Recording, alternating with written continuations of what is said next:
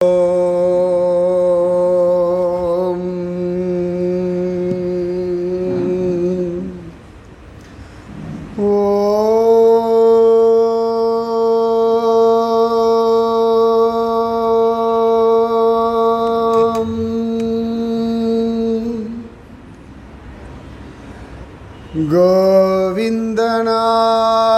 संकीर्तनं गोविन्द गोविन्द जय जानकीकान्तस्मरणं जय जय राम राम गोपिका जीवनस्मरणं गोविन्द गोविन्द जय सद्गुरुनाथ भगवान की जय समस्त भागवदल को जय।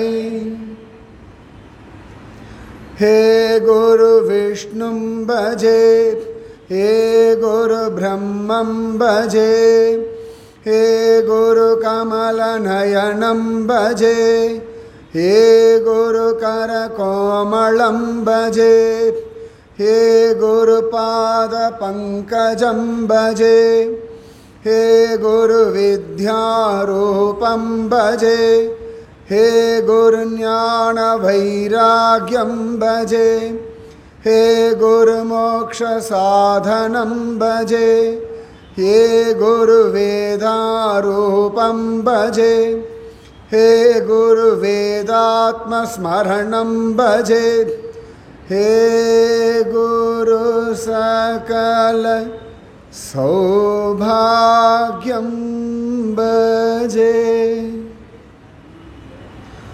उन्दिपूत उत्तमने वाळि உயர்வேதநாயகனே வாழி உலகளந்தமாயவனே வாழி ஓதியே உணர்த்திய நாயகனே வாழி வித்தில்லா பொருளே வாழி விந்தையே வந்தாய் நீ வாழி ஒப்பில்லாமாயவனே வாழி உலகளந்தோனே என் குருவே சரணம்।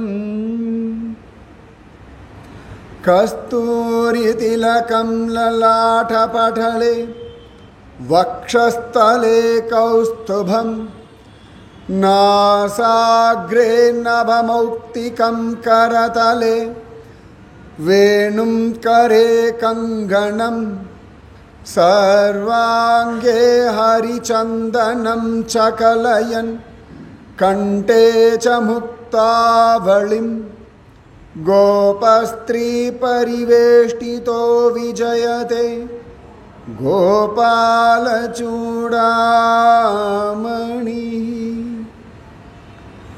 राधे कृष्ण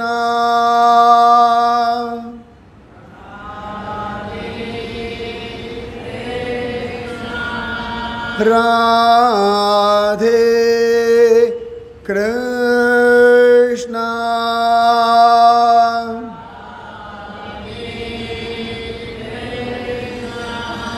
राधे कृष्ण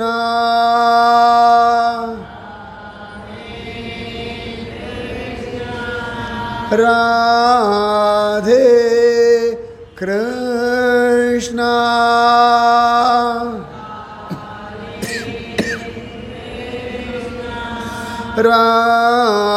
राधे कृष्ण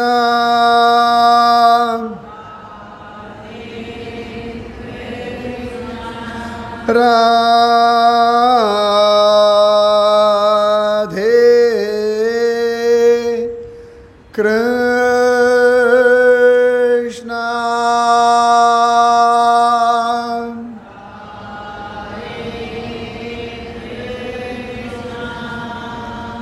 नाम संकीर्तनम यस्य सर्वपाप प्रणाशनम பிரணாமோ துக்க சமனஹ தம் நமாமி ஹரிம் பரம். வசுதேவ சுதம் தேவம் கம்சசாணூர மர்தனம் தேவகி பரமானந்தம் கிருஷ்ணம் வந்தே ஜகத்குரு. கிருஷ்ணாய வாசுதேவாய தேவகி நந்தனாய ச నందగోపకుమారాయ గోవిందాయ నమో నమః. ఎంతరో మహానుభావులు అంతరికి వందనములు. గురు బ్రహ్మ గురు విష్ణు గురుదేవో మహేశ్వరః గురు సాక్షాత్ పరబ్రహ్మం తస్మై శ్రీ గురవే నమః. जय बोलो सद्गुरुनाथ भगवान की जय. சத்குரு பெரிய பாக்கியம். சத்குருனுடைய கிருபை. சத்குரு தான் நம்ம வாழ்க்கையினுடைய அஸ்திவாரம். குருநாதன் துணை இருந்தால் போதும். அதுதான் ரொம்ப அவசியம். இப்போ ஒரு 100 மாடி கட்டிடம் எல்லாம் நம்ம பார்ப்போம். எல்லாரும் கட்டடத்தை பார்த்து வாவ் அப்படின்னு சொல்லுவோம். இப்போ தஞ்சை பெரிய கோவில்லாம் பார்க்குறோம், பிரம்மாண்டமாக இருக்குது. அப்பா எப்படி இருக்குது, 1000 வருஷம் ஆனாலும் எப்படி நிற்கிறது.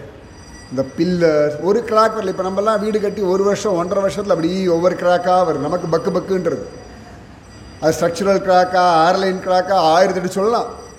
கொஞ்சம் ஒரு பயமாக இருக்குது. ஃப்ளாட்டை வாங்கிட்டு சொந்த வீடை வாங்கிட்டு பார்த்து பார்த்து கட்டின வீடு, இந்த கலர் பெயிண்டிங், இந்த கலர் இன்டீரியர்ஸ், இவ்வளவும் பண்ணி பார்த்தா ஒரு கிராக்கை பார்த்தா அதை மறைக்கிறதுக்கு என்ன வழின்னு தான் பார்க்கணும். இது வராமல் இருக்கிறதுக்கு என்ன வழின்னு தெரிய மாட்டேங்கிறது.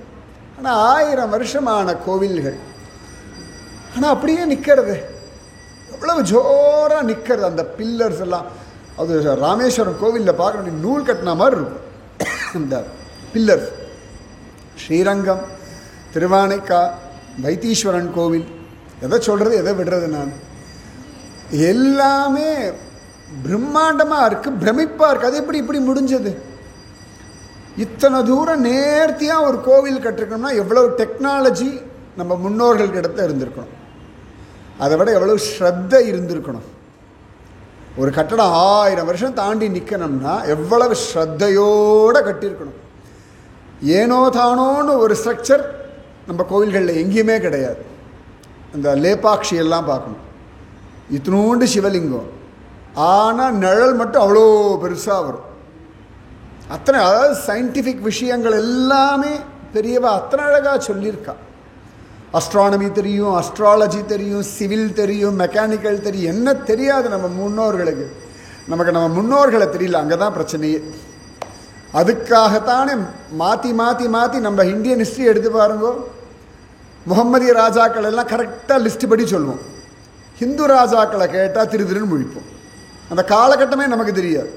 மேக்சிமம் அவாவா ஏரியாவில் இருந்த தமிழ்நாடு, அது வீரபாண்டிய கட்டபொம்மன், ராஜராஜ சோழன், ராஜேந்திர சோழன், இப்படி 4-5 பேரை சொல்லிகிட்டு இருப்போம். இவ்வளோதான். கேரளா பக்கம் போயாச்சுன்னா சில பேரை சொல்லிகிட்டு இருப்போம். ஓரளவுக்கு பாரத தேசம் முழுக்க தெரிஞ்ச ஒரு ராஜானா சத்ரபதி சிவாஜி மகாராஜா. அத்தனை பேருக்கும் சத்ரபதி சிவாஜியை தெரியும், பிருத்திவிராஜ் சௌஹான் தெரியும். இப்படிலாம் தான் நமக்கு. ஆனால் அந்த ராஜாக்களுடைய ஸ்ரத்தை, அந்த ராஜாக்களுடைய பக்தி, அந்த ராஜாக்களுடைய தர்மம் தான் இந்த தேசத்தை இன்னி வரைக்கும் காப்பாத்திண்டு இருக்கு. இந்த தர்மம் சாஸ்வதமாக இங்கேருந்து யாரும் கொள்ளையடிச்சுட்டு போக முடியாது. 18 தடவை வந்தான், சோமநாத்தை கொள்ளையடித்தான். அந்த தேசம் ஒன்றும் ஓஹோன்னு ஜெயிக்கலை. அவன் சமாதி எங்கே இருக்குன்னு கூட தெரியாது. ஆனால் இன்றைக்கும் சோமநாதர் சௌக்கியமாக அங்கே இருந்துண்டு ஜம்முன்னு காட்சி கொடுத்துருந்தார். நித்தியம் சாயங்காலம் ஆரத்தி முதற்கொண்டு.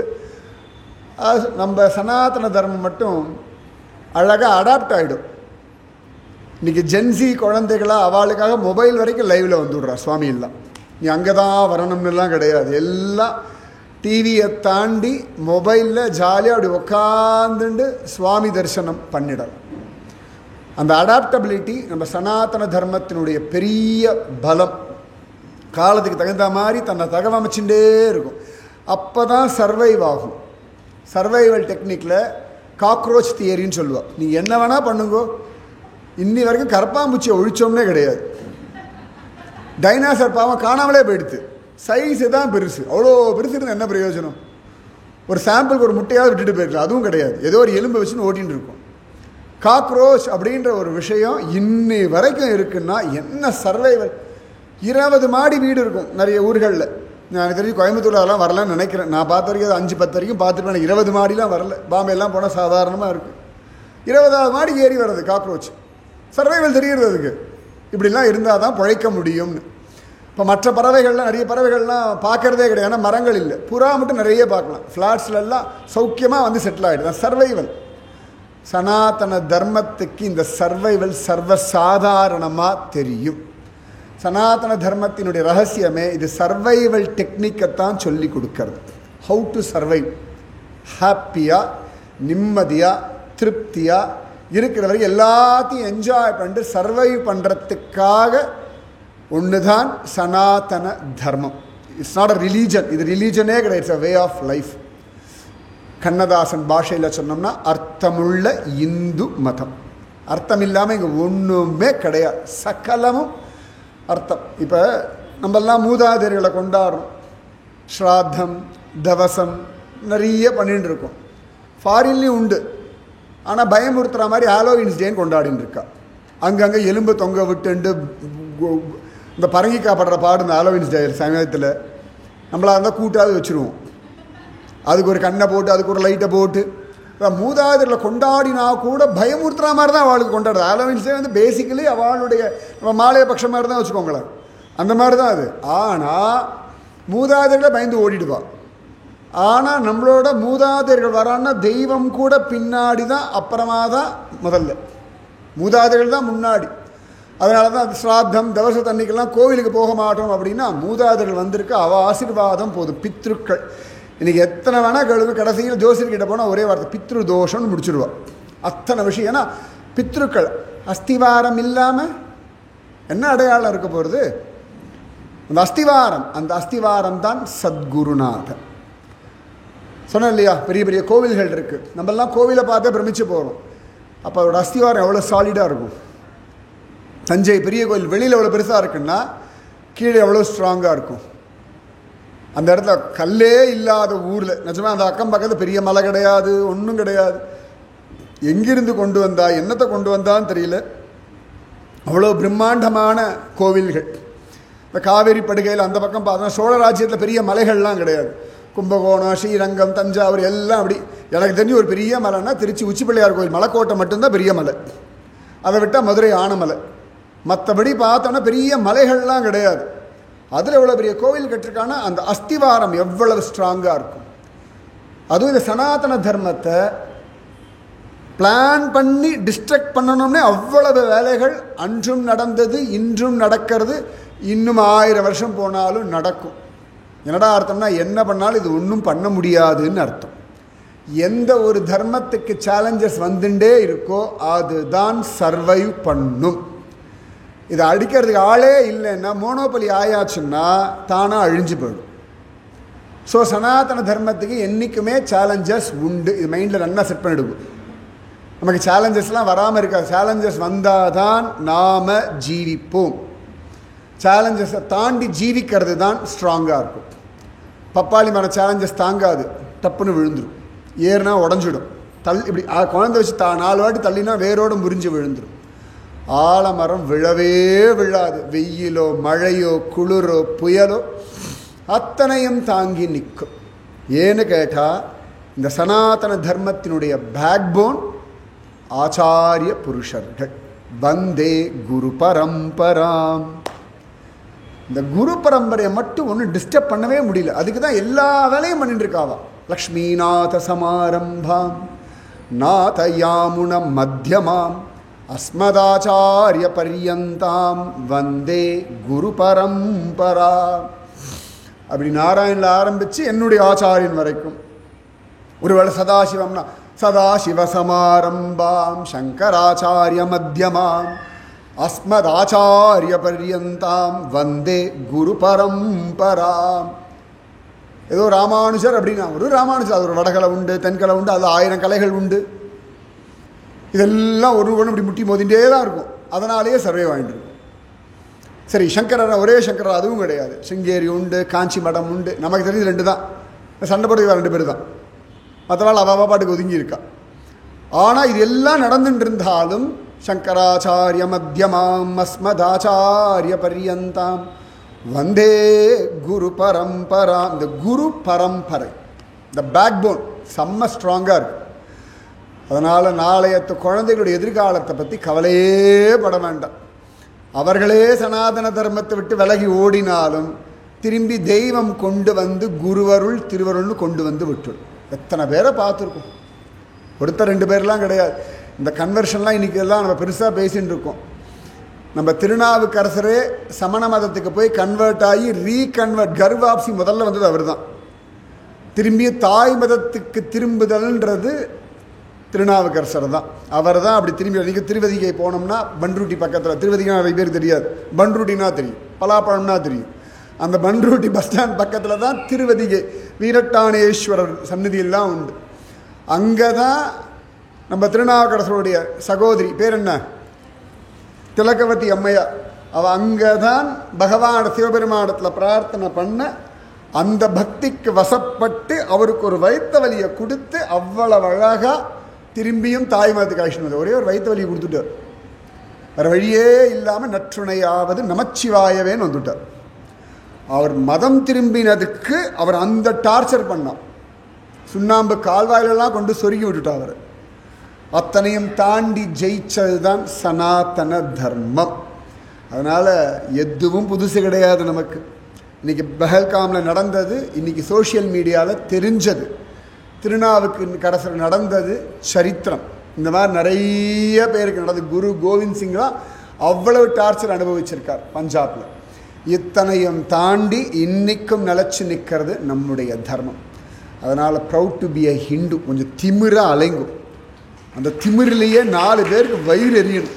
இந்த இந்துக்கள் ஏன் இப்படி சந்தோஷமாக இருக்கா, ஏன் இப்படி நிம்மதியாக இருக்கா, ஏன் இப்படி உற்சாகமாக இருக்கான்னு நொந்து போகும்படியாக சந்தோஷமாக இருக்கா.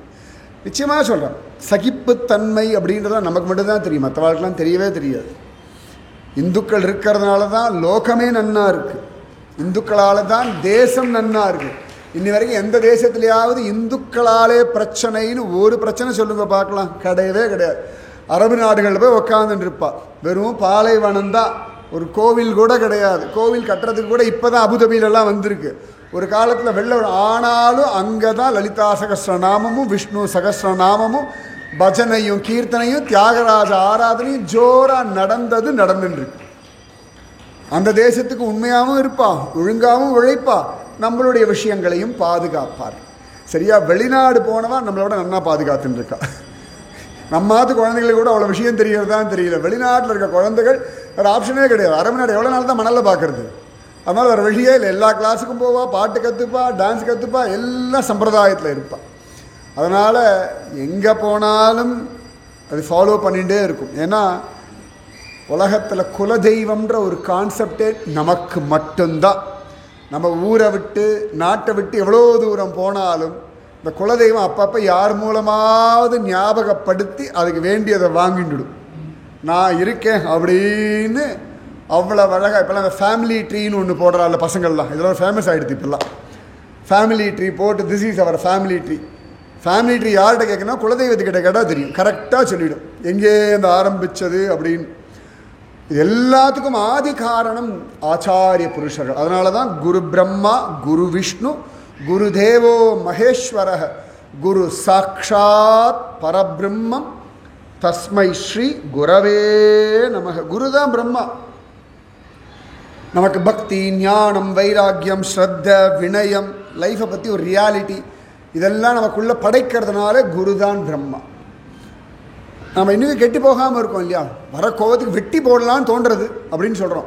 ஆனால் இன்னைக்கு ஏன் தெரியுமா வெட்டி போடலை, வெட்டி போட்டதை கொலகாரனாக போயிருப்போம், ஜெயிலில் இருந்திருப்போம். ஏன் வெட்டி போடலை அப்படின்னா நம்மளை அந்த லெவலுக்கு போக விடாமல் தெய்வம் நம்மளை காப்பாற்றின்னு இருக்கு.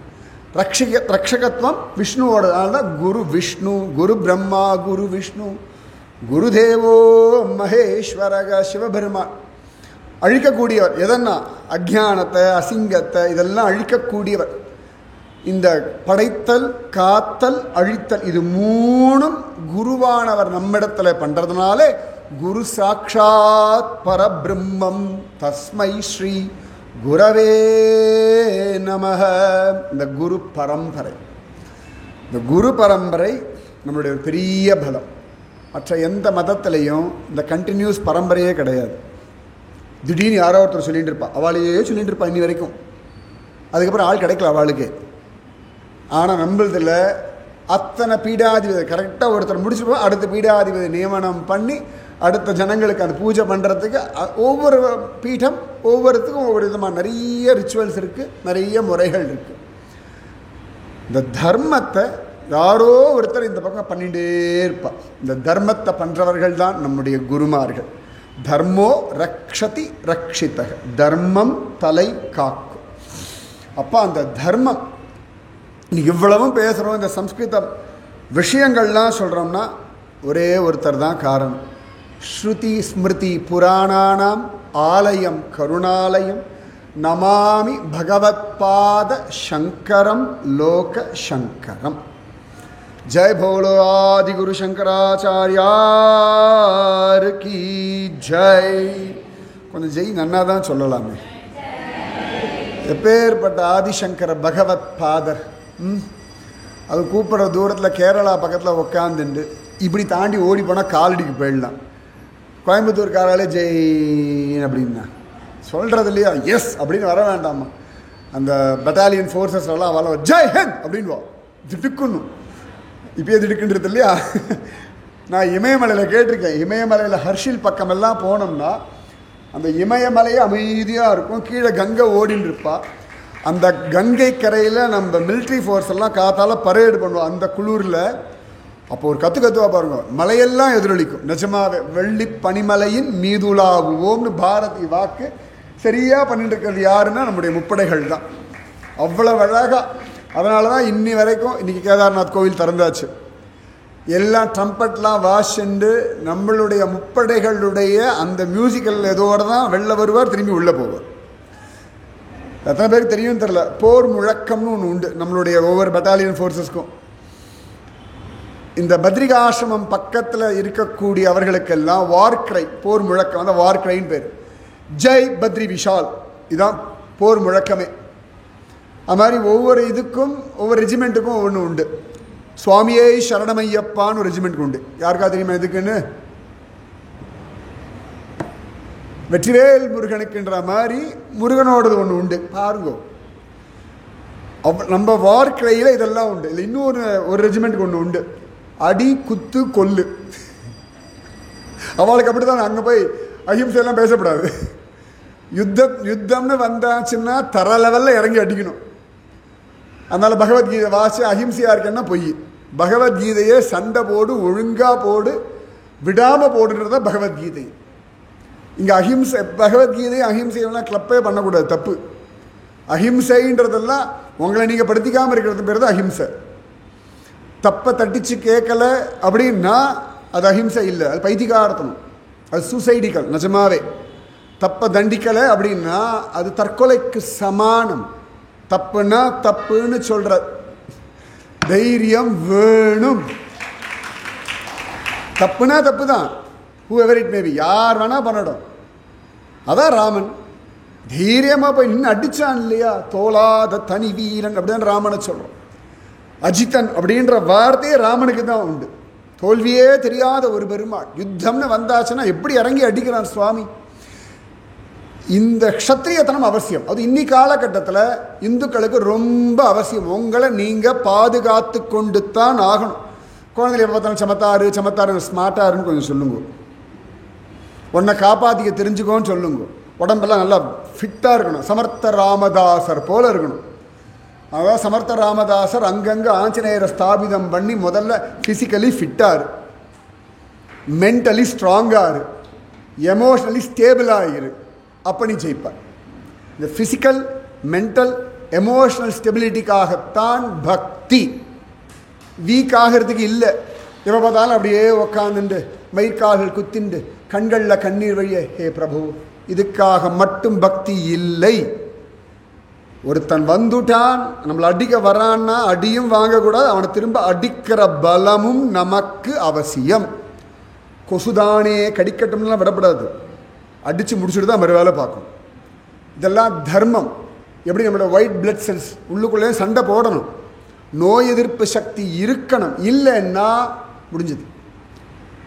எந்த ஒரு கூட்டத்துக்கு தன்னை அடக்கிறாளோ அவளை எதிர்க்க தெரியலையோ அது காணாமல் போயிடும். எதிர்க்க தெரியணும். ஒரு சின்ன எறும்புக்கு கூட அது புத்து பக்கத்தில் காலை வச்சா மேலே ஏறி கடிக்க தெரியறதோனும், என் எதிர்ப்பை நான் காட்டுவேன்னு காட்டுறதோனும். இந்த எதிர்ப்பு காட்டணும். தப்பாக இருந்தால் குழந்தைகிட்ட என்னத்தை சொல்கிறேன்னு நினைக்கப்படாது. தப்பு தான் நீ பண்ணுறதுன்னு சொல்லணும், தைரியமாக சொல்லணும். அந்த சுதந்திரம் சனாதன தர்மம் நமக்கு கொடுத்துருக்கு. உலகத்திலேயே கேள்வி கேளுன்னு சொல்கிற ஒரே ரிலீஜன் நம்மளோடது மட்டும்தான். அதெல்லாம் கேள்வி கேட்டால் பிரச்சனை, இங்கே கேள்வி கேட்கலன்னா பிரச்சனை. ராமாயணம் கேள்வி பதில் தான், பாகவதம் கேள்வி பதில் தான், மகாபாரதம் கேள்வி பதில் தான், உபனிஷதங்கள் கேள்வி பதில் தான். புருஷனை பொண்டாட்டி கேள்வி கேட்கலாம், பொண்டாட்டி புருஷன் கேள்வி கேட்கலாம், அப்பா அம்மாவை பிள்ளைகள் கேள்வி கேட்கலாம், பிள்ளைகள் அப்பா அம்மா கேள்வி கேட்கலாம், எல்லாமே உண்டு. இங்கே கேள்வி கேட்கணும், கேள்வி கேட்கணும். கேள்வி கேட்டு புத்தியை வளர்த்துக்கோன்னு தான் சொல்கிறோம். அப்போ அத்தனை விசேஷம் இந்த தர்மம். அப்போ ஆதிகுரு சங்கராச்சாரியார், ஆதிகுருன்னு தான் சொல்லுவோம். நம்ம தான் இப்போ ஆதிசங்கர பகவத் பாதர்னு சொல்கிறோம். நீங்கள் அந்த உத்தராகண்ட் போயாச்சுன்னா ஆதிகுரு சங்கரர் இப்படி தான் வரும். அவள் சொல்கிறதே ஆதிகுரு சங்கரர், அவ்வளோதான். ஆதிசங்கர பகவத் பாதெல்லாம் நமக்கு தான். அவளுக்கெல்லாம் குரு அப்படின்னா சங்கரர் மட்டும்தான் தெரியும். இல்லாட்டி எங்கே கேதார்நாத் அங்கே ஓரத்தில் எங்கேயோ ஒரு 11,000 அடி வசரத்தில் ஒரு கோவில், அதுக்கு ஒரு ரிச்சுவல், அதுக்கு இவ்வளோ கூட இன்றைக்கி 30,000 பேர் தரிசனம் பண்ணியிருக்கா. இன்றைக்கி தான் கோவில் திறந்துருக்கா. வெள்ளி பனிமலையின் மீதுலாகுவோம் பாரதி வாக்கு. 30,000 பேர் இன்றைக்கி கேதார்நாத் பகவானை பார்த்துருக்கான்னா அந்த மலை உச்சியில் ஒன்றுமே கிடையாது. இட்ஸ் அ வேலி, எல்லா பக்கமும் மலை, நடுவில் ஒரு ட்ரையாங்கிளாக ஒரு வேலி, அதில் ஒரு ட்ரையாங்கிளாக ஒரு சிவலிங்கம். நம்ம ஊர் மாதிரி இப்படி சிவலிங்கம் கிடையாது. அந்த மலை முகடு, மலை சிகரம் போல தான் சிவலிங்கம். அது அங்கே போய் இவ்வளோ தூரம் எல்லாரும் கொண்டாடின்னு இருக்கான்னா ஒரே ஒரு காரணம், ஆதிகுரு சங்கரர். ஹரஹர சங்கர ஜெய ஜெய சங்கர. ஸ்ருதி ஸ்மிருதி புராணானாம் ஆலயம் கருணாலயம் நமாமி பகவத் பாத சங்கரம் லோக சங்கரம். உலகத்திற்கு நன்மை செய்வதற்காக வந்த ஒரு அவதார புருஷன், ஒரு தெய்வ பிறவி சங்கர். நிஜமாவே ஏன்னா சாக்ஷாத் சிவபெருமான் தான் வரார். வடக்குநாதன், திரிசூர், திரு சிவபேரூர்னு பேர். அதுக்கு இன்றைக்கி சுருக்கி திரிசூர்னு ஆயிருக்கு. நமக்கு திரிசூர்னா பூரம் மட்டும்தான் ஞாபகம் வரும். திரிசூர்னா முதல்ல ஞாபகம் வர வேண்டியது சங்கரரை தான் ஞாபகம் வரணும். திரிசூர்னா பூரம், யானையெல்லாம் அப்புறம். நமக்கெல்லாம் யானை என்னமா இருக்கும் தெரியுமா? நானும் நிறைய பேர் பார்த்துட்டேன், திரிசூர்காராலே பார்த்துட்டேன். எல்லாரும் கேரளாக்கார அத்தனை பேரும் திரிசூரை பற்றி பேசுவாள். திரிசூர் பூரம், ஓ அந்த ஓ ஒன்று வந்துடும், அவ்வளோதான். முக்கியமாக அந்த வடக்குநாதன் தான் சங்கரன்னு இன்னி வரைக்கும் ஒரு மலையாளி சொல்லி நான் கேட்டது இல்லை. திரிசூர் வடக்குநாதன், கைலாசத்தை வடக்கில் இருக்கக்கூடிய கைலாசத்தில் எந்த நாதன் உண்டோ அவனே நெய்லிங்கமாக இருக்கக்கூடிய ஒரு ஸ்திதி. டெய்லி கொஞ்சம் நெய்யெல்லாம் விட்டுக்கும் பொழுது வடக்குநாதன் நினச்சிக்கலாம். நெய்லிங்கம், நெய்யெல்லாம் அப்படி ஃப்ரீஸாக இருக்குமா? நம்ம வீட்டில் இருக்கிற நெய்யெல்லாம் நெய்யே கிடையாது, அது ஃப்ரீஸ் ஆகலைன்னா தான் ஐசியம். ஆனால் அபிஷேகம் பண்ண அந்த நெய் அப்படியே ஒரு லிங்கமாக பரிமளிச்சுன்னு அவ்வளோ விளக்கேற்றி கூட உருகாமல் இருக்குன்னா, இந்த தேசம் போல அதிசயங்களும் ஆச்சரியங்களும் உலகத்தில் எங்கே தேடினாலும் கிடைக்காது. அதனால் திரும்ப திரும்ப பிறக்கணும், தப்பே கிடையாது. பார்த்தா நம்ம எக்ஸ்பீரியன்ஸ் ஆகிடுது, வாட் இஸ் லைஃப்னு தெரியும். நம்ம நல்லா தெரிஞ்சாச்சு. இன்னும் லைஃப்பில் புதுசாக தெரிஞ்சுக்கிறது ஒன்றும் கிடையாது. சொல் பேச்சு கேட்காத குழந்தைகள் தான், புரிஞ்சிக்காத ஆத்துக்காரர் தான், என்ன சொன்னாலும் கண்ணை கசக்கிற பொண்டாட்டி தான். அது மிடில் ஏஜில் வந்தாச்சுன்னா அப்பா அம்மாவும் கேட்க போகிறதில்ல, நம்மளை பெற்றவாளும் கேட்க போகிறதில்ல, நாம் பெற்றதும் கேட்க போகிறதில்ல. 2 பேர் நடுவில் இப்படியே மண்டைய ஆட்டின்னு ஓட்ட வேண்டியது. இவ்வளோ தானே லைஃபு. இதுக்கு மேலே வேறு ஒன்றும் பெருசாக அந்த டென்ஷனாகிறதுக்கு என்ன இருக்குது இந்த லைஃப்பில்? சரி, உடம்பு முடியலையா, டாக்டரை பார்க்கணும், அவர் மருந்து கொடுப்பார், சரியா வேறு ஒன்று வரும், சரி போய் பார்த்துக்க வேண்டியது, அவ்வளோதானே. இவ்வளோதான், வேறு என்ன ஆடுபடுது? எப்படி டயர்டாக இருக்குது, தூக்கம் வருது, தூங்குவோம், காத்தால் எழுந்துப்போம், பசிக்கிறது சாப்பிடுவோம், சில நாள் ஒத்துக்கும் சில நாள் ஒத்துக்காது, இவ்வளோ தானே. புனரப்பி ஜனனம் புனரப்பி மரணம் புனரப்பி ஜனனி ஜடரே சயம். அதனால் பயப்படலாம் வேண்டாம், திரும்பியும் வரலாம். எப்படி வந்தாலும் மகாத்மாக்களுடைய வாக்கியங்கள் இருக்குது, பிரபந்தங்கள் இருக்குது, பதிகங்கள் இருக்குது. இவையெல்லாம் நம்மளை காப்பாற்றிடும். நம்ம திரும்பி எத்தனை வாட்டி வந்தாலும் எல்லா தடவையும் லலிதா சகஸ்ரநாமம் உண்டு, விஷ்ணு சகஸ்ரநாமம் உண்டு, ராமாயணம் உண்டு, பாகவதம் உண்டு, மகாபாரதம் உண்டு. நீங்கள் திரும்பி எத்தனை வாட்டி வந்தாலும் இதெல்லாம் இருந்துட்டு தான் இருக்கும், வழி காட்டிகிட்டே தான் இருக்கும். நாமே வேண்டான்னு சொன்னாலும் தானாக காதில் வந்து விழும். அதனால் பயப்படுறதுக்கு ஒன்றும் கிடையாது. லைஃப் ரொம்ப சிம்பிள். அதனால் பிறக்கணும், ஹிந்துவா மட்டும்தான் பிறக்கணும். இந்துவா பிறந்தா தான் இந்த அனுபவங்கள். அந்த ஆனந்தம் வேணும், அனுபவம் வேணும்னா ஹிந்து. அது ஜாலி இல்லையா? ஒரு உற்சவம்னா ஒரு ஜாலி, தேர்னா ஒரு ஜாலி, மார்கழினா ஜாலி, சித்திரன்னா ஜாலி, அம்மாவா இப்படி ஒரு கூட்டம் இருக்கும். எப்போ பார்த்தாலும் ஜாலியாக இருக்குது. எல்லாருக்கும் அதான் வைத்தியம். எப்போ பார்த்தாலும் அந்த கூட்டம் சந்தோஷமாகவே இருக்கு. என்ன பண்ணாலும் சந்தோஷமாக இருக்குது. பனிக்காலமாக கொண்டாடும், மழைக்காலமாக கொண்டாடும், வெயிலாக கொண்டாடும், எல்லாத்துக்கும் ஒரு உற்சவம். எல்லா வெயிலோ மழையோ, கொற்ற மழை வீட்டில் உட்காரலான்னு பார்த்தா அந்த வார்க்கரி கூட்டம் அது கிளம்பிடும். எங்கெந்தெல்லாமோ ஒரு 20 நாள் 30 நாள் 40 நாள் நடையா நடக்கும் வார்க்கரி கூட்டம். நடந்து நடந்து விட்டல விட்டல விட்டல விட்டல விட்டல விட்டல விட்டல விட்டலன்னு பன்றிநாதனை பார்க்க ஓடிடும். மழையில் நனைஞ்சா தலையெல்லாம் நீர் கோத்துக்கும், ஜலதோஷம் பிடிக்கும், இருமல் வரும். நம்ம இவ்வளோ சொல்கிறோமே. இந்த வார்க்கரி கூட்டம் 7 வயசு குழந்தை இழுத்துட்டு போகும். நம்மெல்லாம் 7 வயசு குழந்தை வெளில போகாத, மழை ஜலதோஷம் வந்துடும், தொண்டை அப்படி வலிக்கும், இவ்வளோ சொல்லுவாங்க. அந்த 7 வயசு குழந்தைய ஸ்கூலில் லீவை போட்டு அழிச்சுட்டு போயிடுவா. நீ முதல்ல வார்க்கரி வா, பாண்டரங்கனை பார், அப்புறம் படிப்பை பார்த்துக்கலாம் அப்படின்ட்டுருவா. அப்படி ஒரு கூட்டம். இன்னொரு பக்கம் ஏதான கும்பமேளாலாம் வந்தாச்சுன்னா எங்கேருந்தோ காட்டுக்குள்ளேருந்துலாம் ஓடி வர ஒரு அகோரிஸ். அவளுக்கு ஆதார் இருக்கான்னு தெரியாது, பேர் இருக்கான்னு தெரியல, வீடு இருக்கான்னு தெரியல, மொபைல் ஃபோன் இருக்கான்னு தெரியல, ஜிபிஎஸ்சில் சிக்காத ஒரு கூட்டம் தான். மற்ற எல்லா கூட்டமும் ஜிபிஎஸ்சில் சிக்கும். கும்பமேளாவுக்கு அவ்வளோ பேர் வந்தா. கும்பமேளா முடிஞ்சு அடுத்த நாள் பார்த்தா ஒரு ஆளை காணும். எங்கேருந்து வந்தானே தெரியல, எங்கேயோ போயிட்டான். பெரிய வீரர்கள், சுதந்திர போராட்டத்திலெல்லாம் பெரிய காரியம் பண்ணியிருக்க அகோரிகள். நமக்கு அதில் அந்த லிஸ்டெல்லாம் ஹிஸ்ட்ரியில் வரவே இல்லை. அகோரிகள் காட்டுத்தனமாக சண்டை போடுவான், வெட்டி வீசிட்டு போயிடுவான் பயங்கரமாக. அந்த மாதிரி ருத்ரதாண்டம் ஆடுவான். ருத்ரதாண்டம் ஆடி இந்த தேசத்தை பல தடவை அகோரிகள் காப்பாற்றி கொடுத்துருக்கா. ஹிஸ்ட்ரியில் தேடி பாருங்கள். நம்ம ஹிஸ்ட்ரியில் தேடப்படாது, கூகுளில் தேடுங்க. அவ்வளவும் இருக்குது. பெரிய பெரிய வீராதி வீரர்கள் நம்முடைய தேசத்தில் இருக்க. பக்தர்கள் எல்லாம் பாவமான ஆட்கள் மட்டும் நினச்சுடாதீங்க. எல்லாம் வீராதி வீரர்கள், பெரிய பலவான்கள். அத்தனை சிரேஷ்டம் நம்முடைய தேசம். எல்லாம் அவ்வளவு அழகான ஒரு சங்கரருடைய அந்த உக்ரம். அந்த உக்ரம் வேணும் இல்லையா? உக்ரம் வீரம் மகாவிஷ்ணும் ஜுவலந்தம் சர்வதோமுகம் நிருசிம்மம் பீஷணம் பத்ரம் மிருத்யு மிருத்யும் நமாம்யகம். அறச்சீற்றம்னு சொல்லுவாள். எனக்கு அந்த வார்த்தையே தெரிய மாட்டேங்குது நமக்குலாம். ஒரு தவறு நடக்கிறது, ஒரு அநியாயம் நடக்கிறதுனா ஒரு கோபம் வரணும். அதுக்கு பேர் அறச்சீற்றம்னு பெயர்.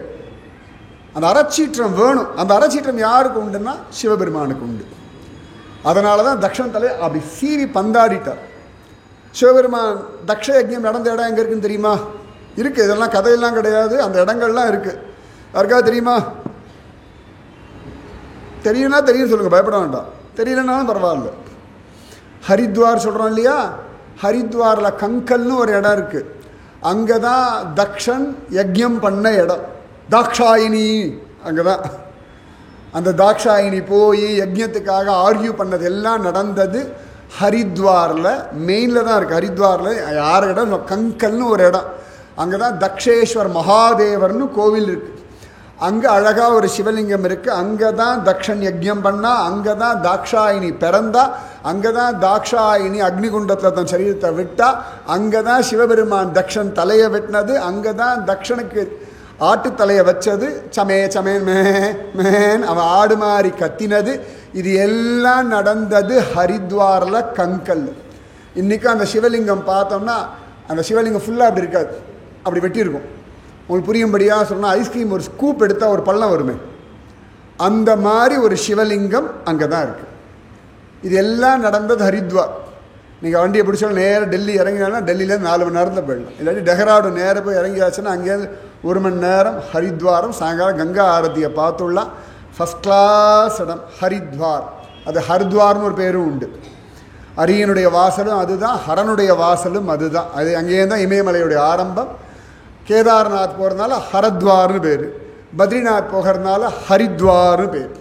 பாகவதம் முதற்கொண்டு எவ்வளோ பெரியவா சொன்ன இந்த மோட்சபுரி ஒன்று இல்லையா, 7 பேர். என்னென்ன பேர் சொல்லுங்கள் பார்க்கலாம். காசி, காஞ்சி, அப்புறம் அவந்திகா. இது குட். அப்புறம் அவந்திகா தான் உஜ்ஜைன். அப்புறம் காசி, காஞ்சி, அவந்திகா. அப்புறம் புரியல. அயோத்தியா. அப்புறம் மதுரா. அப்புறம் நேபாள் விடாது. புரியல எனக்கு. துவாரகா. அப்புறம் எவ்வளோ ஆச்சு? காசி, காஞ்சி, அயோத்தியா, மதுரா, துவாரகா, அப்புறம் உஜ்ஜைன், அவந்திகா. அப்புறம் இல்லை மாயான்னு ஒரு இடம் வரும் தெரியுமா? மாயாப்பூர் இல்லை, மாயான்னு வரும். அந்த சப்த மோக்ஷபுரி. அப்புறமா கூகுள் பண்ணி பாருங்க.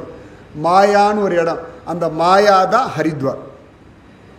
சப்த மோக்ஷபுரியில் ஒன்று அந்த மாயா. அந்த மாயான்ற இடம்தான் காசி, காஞ்சி, அவந்திகா, மாயான்னு வரும். அந்த மாயா ஹரித்வாரம். அங்கே தான் இவ்வளவு அழகாக நடந்ததுன்னு காண. அதனால் ஒரு அறச்சீற்றம் வேணும், ஒரு கோபம் வேணும். மிலிட்ரி மேனுக்கெலாம் கோபம் வேணும், ராஜாக்களுக்கெல்லாம் கோபம் வேணும். தர்மத்தை யாராவது அட்டகாசம் பண்ணுறோன்னா கோபம் வரும். யதா யதா ஹி தர்மஸ்ய கிளானிர் பவதி பாரத அபியுத்தானம் அதர்மஸ்ய ததாத்மானம் சுஜாமி அகம். சுவாமி சொல்லலாம், எவனாவது ஒருத்தன் தர்மத்தை நாசனம் விட மாட்டேன் அவனை. பிராமணனா பாவம் தானே, ஆனால் பரசுராமர்னா பயமாக இருக்குல்ல. அறம் காக்க வேண்டிய ராஜா அறம் காக்கலைன்னா பிராமணன் கோடாரியை எடுக்கணும்னு சாஸ்திரம். தலையை சீவிட்டார். அந்த பிராமணன் அடக்கிறதுக்கு ஒரு ராமன் வந்த பிறகுதான் அடங்கினார். அது வரைக்கும் ஒருத்தராலையும் அடங்க முடியல பரசுராமன். அப்போ தர்மோ ரக்ஷதி ரக்ஷிதக. அப்போ தர்மத்தை காப்பாற்றணும். தர்மத்தை காப்பாற்றணும்னா அந்தந்த காலகட்டத்தில் தர்மத்துக்கு ஹானி வரும்பொழுதெல்லாம் ஜனங்களுக்கு தர்ம போதனை பண்ணணும். இதுதான் தர்மம்னு சொல்லணும். நீங்கள் உங்கள் குழந்தைகளுக்கு பிஇ சொல்லிக் கொடுங்கோ, எம்பிபிஎஸ் சொல்லிக் கொடுங்கோ, ஆடிட்டராக படிக்க சொல்லுங்க, எத்தனை வேணால் படிக்க சொல்லுங்க. அதெல்லாம் அவள் பார்த்து படிச்சுப்பா. நீங்கள் சொன்னாலும் படிக்க போகிறது கிடையாது. நீங்கள் சொல்ல வேண்டியது குழந்தைகளுக்கு தர்மத்தை சொல்லணும். இதுதான் நம்ம குலதெய்வம், இதுதான் நம்ம மூதாதையர்கள், நம்மளுடைய தேசத்தினுடைய வரலாறு, இதெல்லாம் தான் நீங்கள் இன்னி காலகட்டத்தில் சொல்லி கொடுக்கணும். மற்றதெல்லாம் அவள் கூகுளில் பார்த்து கற்றுருவா. கூகுளில் குலதெய்வம் யாரும் கண்டுபிடிக்க முடியாது. நம்ம அப்பா அம்மா மூதாதையர்கள் சொன்னால் மட்டும்தான் குலதெய்வம், கோத்திரம், இந்த பீடம், இந்த ஆச்சாரியன்றதெல்லாம் தாயும் தகப்பனும் தாத்தாவும் பாட்டியும் சொன்னாதான் நடக்கும்.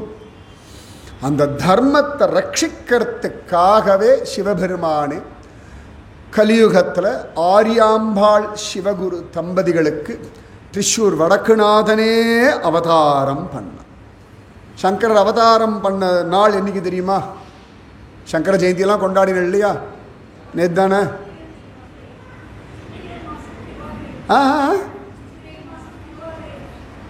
அது ராமானுஜர். சங்கரருக்கு நட்சத்திரம் சொல்ல மாட்டார், திதி, பஞ்சமி திதி. 2 பேரும் ஒரே நாள் தான் அவதாரம். கொஞ்சம் வருஷங்கள் முன்னாடி உண்டு. சங்கரன்னு சொல்லும் பொழுது பஞ்சமி திதி, சித்திர திருவாதிரைன்னு வரும் பொழுது சுவாமி ராமானுஜர். அழகாக பஞ்சமி திதி தான் சங்கர ஜெயந்தி. முக்காவாசி அதே நாள் வரும், இல்லாட்டி ஒரு நாள் முன்ன பின்ன வரும், அவ்வளோதான். நாம் தான் அடிச்சுட்டு இருக்கோம் சங்கரரா, ராமானுஜரா, மத்வாச்சாரியரான்னு. ஏன்னா நமக்கு அத்வைதமும் தெரியாது, துவைதமும் தெரியாது, நமக்கு ஒன்றுமே தெரியாது. நமக்கு தெரிஞ்சதெல்லாம் கூகுள் தான் தெரியும். கூகுளை வச்சுட்டு ஒரு அத்வைதம், துவைதம், விசிஷ்டாத்வைதம் சண்டை போடுறோன்னா எவ்வளவு அஜ்ஞானத்தில் நாம் இருக்கோம் இன்னும் இந்த காலகட்டத்தில் உட்காந்து. அதுவும் தேசம் இருக்கிற நிலைமையில் ஒன்று சேர்ந்து நின்று ஜெயிக்கணும். அது வீர சைவனோ வீர வைணவனோ எதுவாக இருந்தாலும் தேசம் இருந்தால் தான். எதுவாக இருந்தாலும் மிலிட்ரி மேன் காப்பாற்றினா தான் உண்டு. அதனால் முதல்ல தர்மத்தை புரியுங்க. நான் ஹிந்து ஃபஸ்ட்டு அடையாளம். நமக்கு அத்தனை பேருக்கும் ஒரே அடையாளம் இது தான். 1000 இருக்கட்டும், 1000 உண்டுங்கு ஜாதி, இவ்வளோதான். பாரதி வாக்கு தான். இருந்தாலும் அந்நியன் வந்து புகழ்வது என்ன நீதி? அவன் எப்படி உள்ளே வரலாம்? நீங்கள் பார்த்தீங்கன்னா நமக்கு சம்மந்தமே இல்லாதவன்லாம் கிளாஸ் எடுப்பான். வந்தேரிகள்னு சொல்லுவான், ஹிந்து மதம் தமிழர்கள் மதம் வேறன்னுவான். ஏன்னா நமக்குள்ள ஒற்றுமை இல்லாததுனால. ஸோ ஒற்றுமை ரொம்ப அவசியம். 30 கோடி முகமுடையாள் அன்றைக்கே பாரதி சொன்னான். இன்றைக்கெலாம் 100 தாண்டி போயிட்டோம், 130 கோடி ஆயாச்சு. ஒத்துமையாக இருந்தால் தான் தேசத்தில் வாழ முடியும், ஜெயிக்க முடியும். அப்போ பகவான் பார்க்குறானா ஒவ்வொரு காலகட்டத்தில் ஒவ்வொரு விஷயங்களை பிராதான்யமாக எம்ஃபசைஸ் பண்ணி ஜனங்களுக்கு புரிய வைக்கிறதுக்காக அவதாரம், சங்கர அவதாரம். முக்கியமாக சங்கரர் வந்த காலகட்டம் எப்படின்னா, எல்லாம் சூன்யம்னு சொல்லி வேத மார்க்கங்கள், வைதீக விஷயங்கள், இது எல்லாமே பொய், இதெல்லாம் பைதிகாரத்தனம், இப்படி சொல்கிற கூட்டங்களுடைய ஆதிக்கம் ஜாஸ்தியாக இருந்தனால இந்த ஹிந்து தர்மத்துக்கு அப்பப்போ இந்த கன்வர்ஷன்லாம் நிறைய பார்த்துருக்கு. இவ்வளோலாம் வேண்டாம். ராவணன், இரண்யாக்ஷன், இரண்யகசிபு இவெல்லாம் ப்ராப்பர் ஹிந்து தான். அதனால் ஹிந்துவாக இருந்து இப்படி இருக்காலே இந்த காலத்து அரசியல்வாதிகளை பற்றி கவலையே படாதீங்கோ. இவாளை விட பெரிய ஹிந்து யாருன்னா இரண்யாக்ஷன், இரண்யகசிபு, ராவணன், கும்பகர்ணன், இவா எல்லாரும். ஆனால் இவர்கள் தான் யாகம் நடக்கப்படாது, கோவில் ஒழுங்காக நடக்கக்கூடாது, வெட்டு குத்து இத்தனையும் பண்ணது இவர்கள் தான். அதனால் எதுவுமே நமக்கு புதுசு கிடையாது. இதெல்லாம் புராண இதிகாசங்கள்லேருந்தே நாம் பார்த்து கொண்டு தான் இருக்கோம். இத்தனையும் தாண்டி தான் இந்த தேசம் ஜெயிச்சுருக்கு, சனாதன தர்மம் வாழ்ந்துருக்கு. அப்போ பிரம்மம் சத்தியம், பிரம்மம்னு ஒன்று உண்டு, எங்கும் நிறை பரபிரம்மம். இதை புரிய வைக்கணுமா? இந்த ஜனங்கள் என்ன எடுத்துன்னா, இப்போ இன்னைக்கு காலகட்டத்தில் நிறைய இந்த வாஸ்து, ஜோசியம், ராசிக்கல், இப்போ பூசா மாட்டிருக்கிறது கருங்காலி. முக்காசி நாலாம் சின்ன கருங்காலின்னு திட்டுவா. ஏதானு ஒன்று அது ஒரு கருங்காலி அப்படின்னா திட்டி தான் நான் கேட்டிருக்கேன். அதுக்கு இவ்வளோ ஆயிரக்கணக்கான மதிப்பெல்லாம் இப்போ தான் கொண்டு வந்துவிட்டா. இதில் 199.9 கருங்காலியே கிடையாது. இவா கொடுக்கறதும் விற்கிறது எதுவும் கருங்காலிக்கு அதுக்கும் சம்மந்தமே கிடையாது. அதுக்கு நிறைய மெத்தடெல்லாம் உண்டு. எத்தை வேணால் போட்டுக்கிறது, எதை வேணாலும் ஏற்றுக்கிறது, இன்னெல்லாமல் பைத்தியக்காரனம் பண்ணிட்டு இருக்கோம். பக்தி பெருசு, அவ்வளோதான். ஸோ சங்கரர் வர சமயத்தில் இப்படி தான் இருந்தான். ஆளாளுக்கு ஒரு மதம் வச்சுருந்தா. அவ்வளோ கிட்டத்தட்ட 72 மதங்கள், 72 உட்பிரிவுகள் இருந்துதான். அவாவா இதுதான் வசதி, இதுதான் வசதின்னு ஒரே சண்டை. இந்த சண்டையில் இன்னும் 2-3 பேர் சேர்ந்துண்டு அதெல்லாம் பொய், தெய்வம் இல்லைன்னு நாஸ்திகவாதம். அதனால் எம்மதமும் சம்மதம்லாம் வளராதீங்க, அதெல்லாம் பைத்தியக்காரத்தம். அது எப்படி சரியாக வரும்? நம்ம எல்லாம் அப்பா அம்மாவை நமஸ்காரம் பண்ணுவோம். ஃபாரினில் இருக்கவனுக்கு அப்பா அம்மாவை நமஸ்காரம் பண்ணுற இடத்துல ஹாய் டாட், ஹாய் மேம், அவ்வளோதான். ஹாய் மா அப்படின்னுவான். அதுவும் நம்ம காலில் விட நம்மள எப்படி ஒன்றாக முடியும்? எப்படி ஒன்றாக முடியும்? நிறைய விஷயங்களில் நாம் எங்கேயோ இருக்கோம், ரொம்ப அவசரத்தில் இருக்கும். அதாவது மற்ற மதங்கள் மேலே மரியாதையாக இருக்கணுமே ஒழிய, எங்கள் அப்பா அம்மா எங்கள் அப்பா அம்மா தான். எங்கள் அப்பா அம்மா கீக்கான வேறையான்னு கொண்டு வைக்க முடியாது. நீங்கள் ஒரு திருநாயை பிடிச்சி, எங்கள் அப்பா எவ்வளோ பெரிய ஆள் தெரியுமா, என்னை பிஇ படித்து வச்சுருக்கா தெரியுமா, நீ என்ன படிச்சிருக்கா அப்படின்னா திருநாய் சொல்லும், இதோ பாரு தெருவில் வாழறது எங்கள் அப்பா அம்மா சொல்லி கொடுத்துருக்கா, எனக்கு யார்கிட்டையும் வாலாட்ட வேண்டாம், நான் பாரு சந்தோஷமாக இருக்கேன், உங்கள் அப்பா அம்மா அவனுக்கு சொல்லி கொடுத்தாலான்னு கேட்டுடும். தெருநாய்க்கு அதனுடைய அப்பா அம்மா தான் வசதி, நமக்கு நம்ம அப்பா அம்மா மட்டும்தான் வசதி. அதனால் நமக்கு நம்ம மதம் மட்டும்தான் வசதி. எம் மதம் மட்டுமே எமக்கு சம்மதம். எம்மதமும் இல்லை, எம்மதம், என்னுடைய மதம் ஒன்று தான் எனக்கு பெருசு. இது தப்பே கிடையாது. ஒரு கம்பெனியில் வேலை பண்ணுறோம், எங்கள் கம்பெனி போல் உண்டா? எல்லோரும் ஸ்கூல் படிச்சிருக்கோம், எங்கள் ஸ்கூல் மாதிரி வருமா? எங்கள் வாத்தியார் எல்லோரும் சொல்லிட்டு இருக்கோம். எங்கள் தாத்தா பாட்டின்னு சொன்னால், எங்கள் அப்பா அம்மா சொன்னால், நான் சொல்கிறேன், என் பிள்ளையும் சொல்கிறேன், எங்கள் ஸ்கூல் சூப்பர் ஸ்கூல்ப்பா அப்படின்மா. அடப்போடா, எங்கள் டீச்சர் மாதிரி உண்டாடா அப்படின்னு நான் கேட்பேன். அப்போ அதே மாதிரி தான் என் மதம் போல் வேற எங்கே உண்டு? இவ்வளோ விஷயங்கள் சொல்லிக் கொடுக்கறது, இவ்வளோ அழகாக ராமனை கொண்டாட சொல்கிறது, லக்ஷ்மணனை கொண்டாட சொல்கிறது, பக்தியை கொண்டாட சொல்கிறது, உற்சவத்தை கொண்டாட சொல்கிறது, இயற்கையை கொண்டாட சொல்கிறது. இத்தனை வெரைட்டி சாப்பாட்டுக்காகவே இந்துவாக இருக்கலாம். எத்தனை வெரைட்டி பிரசாதம், ஊர் ஊராக எத்தனை வெரைட்டியாக அலங்காரங்கள், எத்தனை உற்சவங்கள். நமக்கு இன்னும் 0.1% கூட ஹிந்து தர்மத்தை பற்றி தெரியாது. சத்தியமாக நான் சொல்கிறேன், 0.1% தெரிஞ்சாலே ரொம்ப பெரிய விஷயம். 100க்கு 100 தெரியவே தெரியாது நமக்கெல்லாம். அவ்வளோ சங்கரர், ராமானுஜர், மத்வர், சைத்தன்யரே சொல்ல எனக்கு எல்லாம் தெரியும்னு. அவளே இன்னும் சொல்லலை, நமக்கு என்ன தெரியும்? அப்போ அந்த தர்மத்தை நிலநாட்டணுமா? அதுக்காகவே வடக்கு நாதன் ஆரியாம்பாள் சிவகுரு தம்பதிக்கு குழந்தையா பிறந்துட்டார். அல்ப ஆயுசின் சங்கல்பத்தோடு தான் வரார். அல்ப மார்க்கண்டையர் மாதிரி அல்ப ஆயுசு தான். மார்க்கண்டையர் 16 சொன்னா இல்லையா, 8 வயசு அப்படி ஒரு காண கிடக்கிறது. 8 வயசு தான் இந்த அவதாரம்னு சங்கல்பம் பண்ணிட்டு தான் வரார். ஜோரா காலடிக்கு அந்த பாக்கியம் கிடச்சிடுது. நிஜமாவே எப்படி ஸ்ரீபெரும்புதூருக்கு ராமானுஜர்ன்ற பாக்கியம் கிடச்சதோ, மத்வாச்சாரியர் பிறந்த இடம் தெரியுமா? யாரும் மாத்வா இல்லையா? சரி, மாத்வா இல்லைனாலும் தெரிஞ்சுக்கணுமே. உடுப்பி பக்கத்தில் பாஜக க்ஷேத்திரம்னு ஒன்று இருக்குது. உடுப்பிலேருந்து ஒரு 15 நிமிஷம் ஆட்டோக்காரனே வச்சுட்டு போயிடுவான். பாஜக க்ஷேத்திரம்னு பேர். அந்த ஊர் பேரே பாஜக. அந்த க்ஷேத்திரத்தில் தான் மத்வாச்சாரியர் அவதாரம், அவர் பிறந்த வீடு, பிறந்த இடம் எல்லாம் இன்றைக்கும் அப்படியே இருக்குது. அவரோட பாலலீலைகள் நடந்த ஸ்தலமெல்லாம். உடுப்பி போயாச்சுன்னா அங்கே ஆட்டோக்காரங்கிட்ட மத்வாச்சாரியாருடைய பிறந்த வீடு போனால் அழைச்சிட்டு போயிடுவான். மேக்ஸிமம் 20 மினிட்ஸ் ஆட்டோக்காரர் அழைச்சிட்டு போயிட்டு வந்துடுவான்.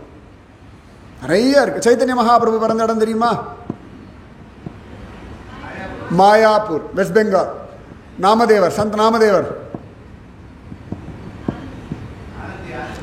ஆலந்தி ஞானேஸ்வரருடைய ஜீவ சமாதி இடம்.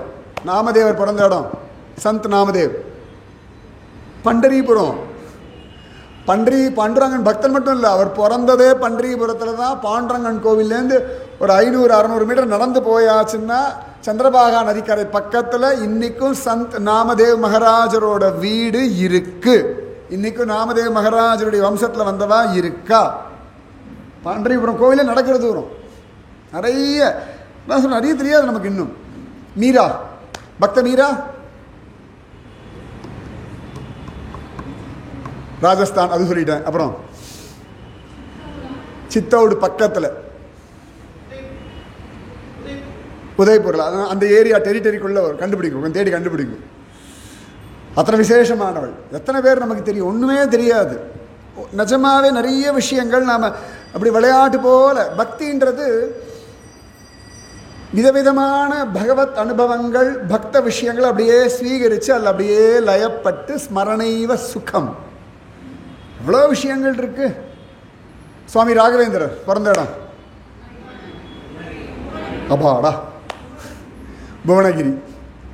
எல்லாம் பக்கத்தில் தான், எல்லாம் கூப்பிடுற தூரம் தான் நமக்கு. எங்கெல்லாமோ போவோம். எத்தனை பேர் புவனகிரி போயிருக்கள்? போயிட்டு வந்து போயதான் பாக்கியவான். நான் இன்னும் போனதில்லை, பறக்க பக்கமே ஓடின்னு இருக்கேன். போயிட்டு வாங்க, நிறைய இருக்குது, கொட்டி கிடக்கு. கொட்டினா அவ்வளோ விஷயங்கள் கொட்டி கிடக்கு. அனுபவிக்கிறதுக்கு ஆயுசு வேணும், ஆரோக்கியம் வேணும். காலடி, சின்ன ஒரு கிராமம், பூர்ணா நதிக்கரை. அங்கே பிறந்த ஒரு குழந்தை. பிறந்த உடனே அப்பா சத்கதி அடைஞ்சுட்டார். பிறந்தாச்சு, அது குழந்தை அப்பா சத்கதி அடைஞ்சாச்சு. ஆரியாம்பாள் இந்த சின்ன பிள்ளையை வச்சுண்டு, நம்பூதிரி பிராமணன் இந்த குடுமையெல்லாம் அப்படி வச்சுண்டு, குஞ்சு பய அவ்வளோ அழகா எப்படியோ ஒரு யஜ்ஞோபவீத்த தாரணம் பண்ணியாச்சு பயலுக்கு. ஜோரா சிவோகம்னு இருக்கிற வேலைக்கு ஒரு பூனல் கல்யாணம். எதுக்குன்னா அந்த பிரம்ம வித்யை. பிராமணன் ஏதோ அர்க்கியம் விடுறான், பூஜை பண்ணுறான்னா அவனுக்காக மட்டும் கிடையாது. லோகா சமஸ்தா சுகினோ பவந்து. காயத்ரி மந்திரம் அவ்வளோ விசேஷம். காயந்தம் திராயேதி காயத்ரி. யார் ஜபிக்கிறாளோ அவர்களை காப்பாற்றுபவள் காயத்ரி அப்படின்னு இருக்கு. அந்த காயத்ரி மந்திரத்தை ராமன் ஜபிச்சிருக்கான், கிருஷ்ணன் ஜபிச்சிருக்கான். வாமனமூர்த்திக்கு உபநயனமாகி அந்த காயத்ரி ஜபிக்கிறதுக்காகத்தான் நிலம்மாவலி மூவடிதா. நான் நித்தியம் உட்காந்துண்டு ஏகாந்தமாக தபஸ் பண்ணோம். நித்தியம் 3 காலம் திரிகால சந்தியாவந்தனம் பண்ணணும், காயத்ரி ஜபிக்கணும், என்னை யாரும் டிஸ்டர்ப் பண்ணப்படாதுன்னு ஒரு 3 அடி நிலம் வாங்கிட்டு உட்காந்து காயத்ரி ஜபிக்கிறதுக்கு உட்காந்துதான். அவ்வளோ வசதி காயத்ரி மந்திரம். காயந்தம் பாடுறவாளை காப்பாற்றிடும். அந்த காயத்ரி மந்திரத்தை, அதனுடைய பெருமையை லோகத்தில் நிரூபணம் பண்ணுறதுக்காகவே கௌசல்யா சுப்ரஜா ராமபூர்வா சந்தியா பிரவர்த்ததே உத்திஷ்ட நரசார்தூல கர்த்தவ்யம் தெய்வமான்ஹிகம். விஸ்வாமித்திரர் எழுப்புறார் ராமனை.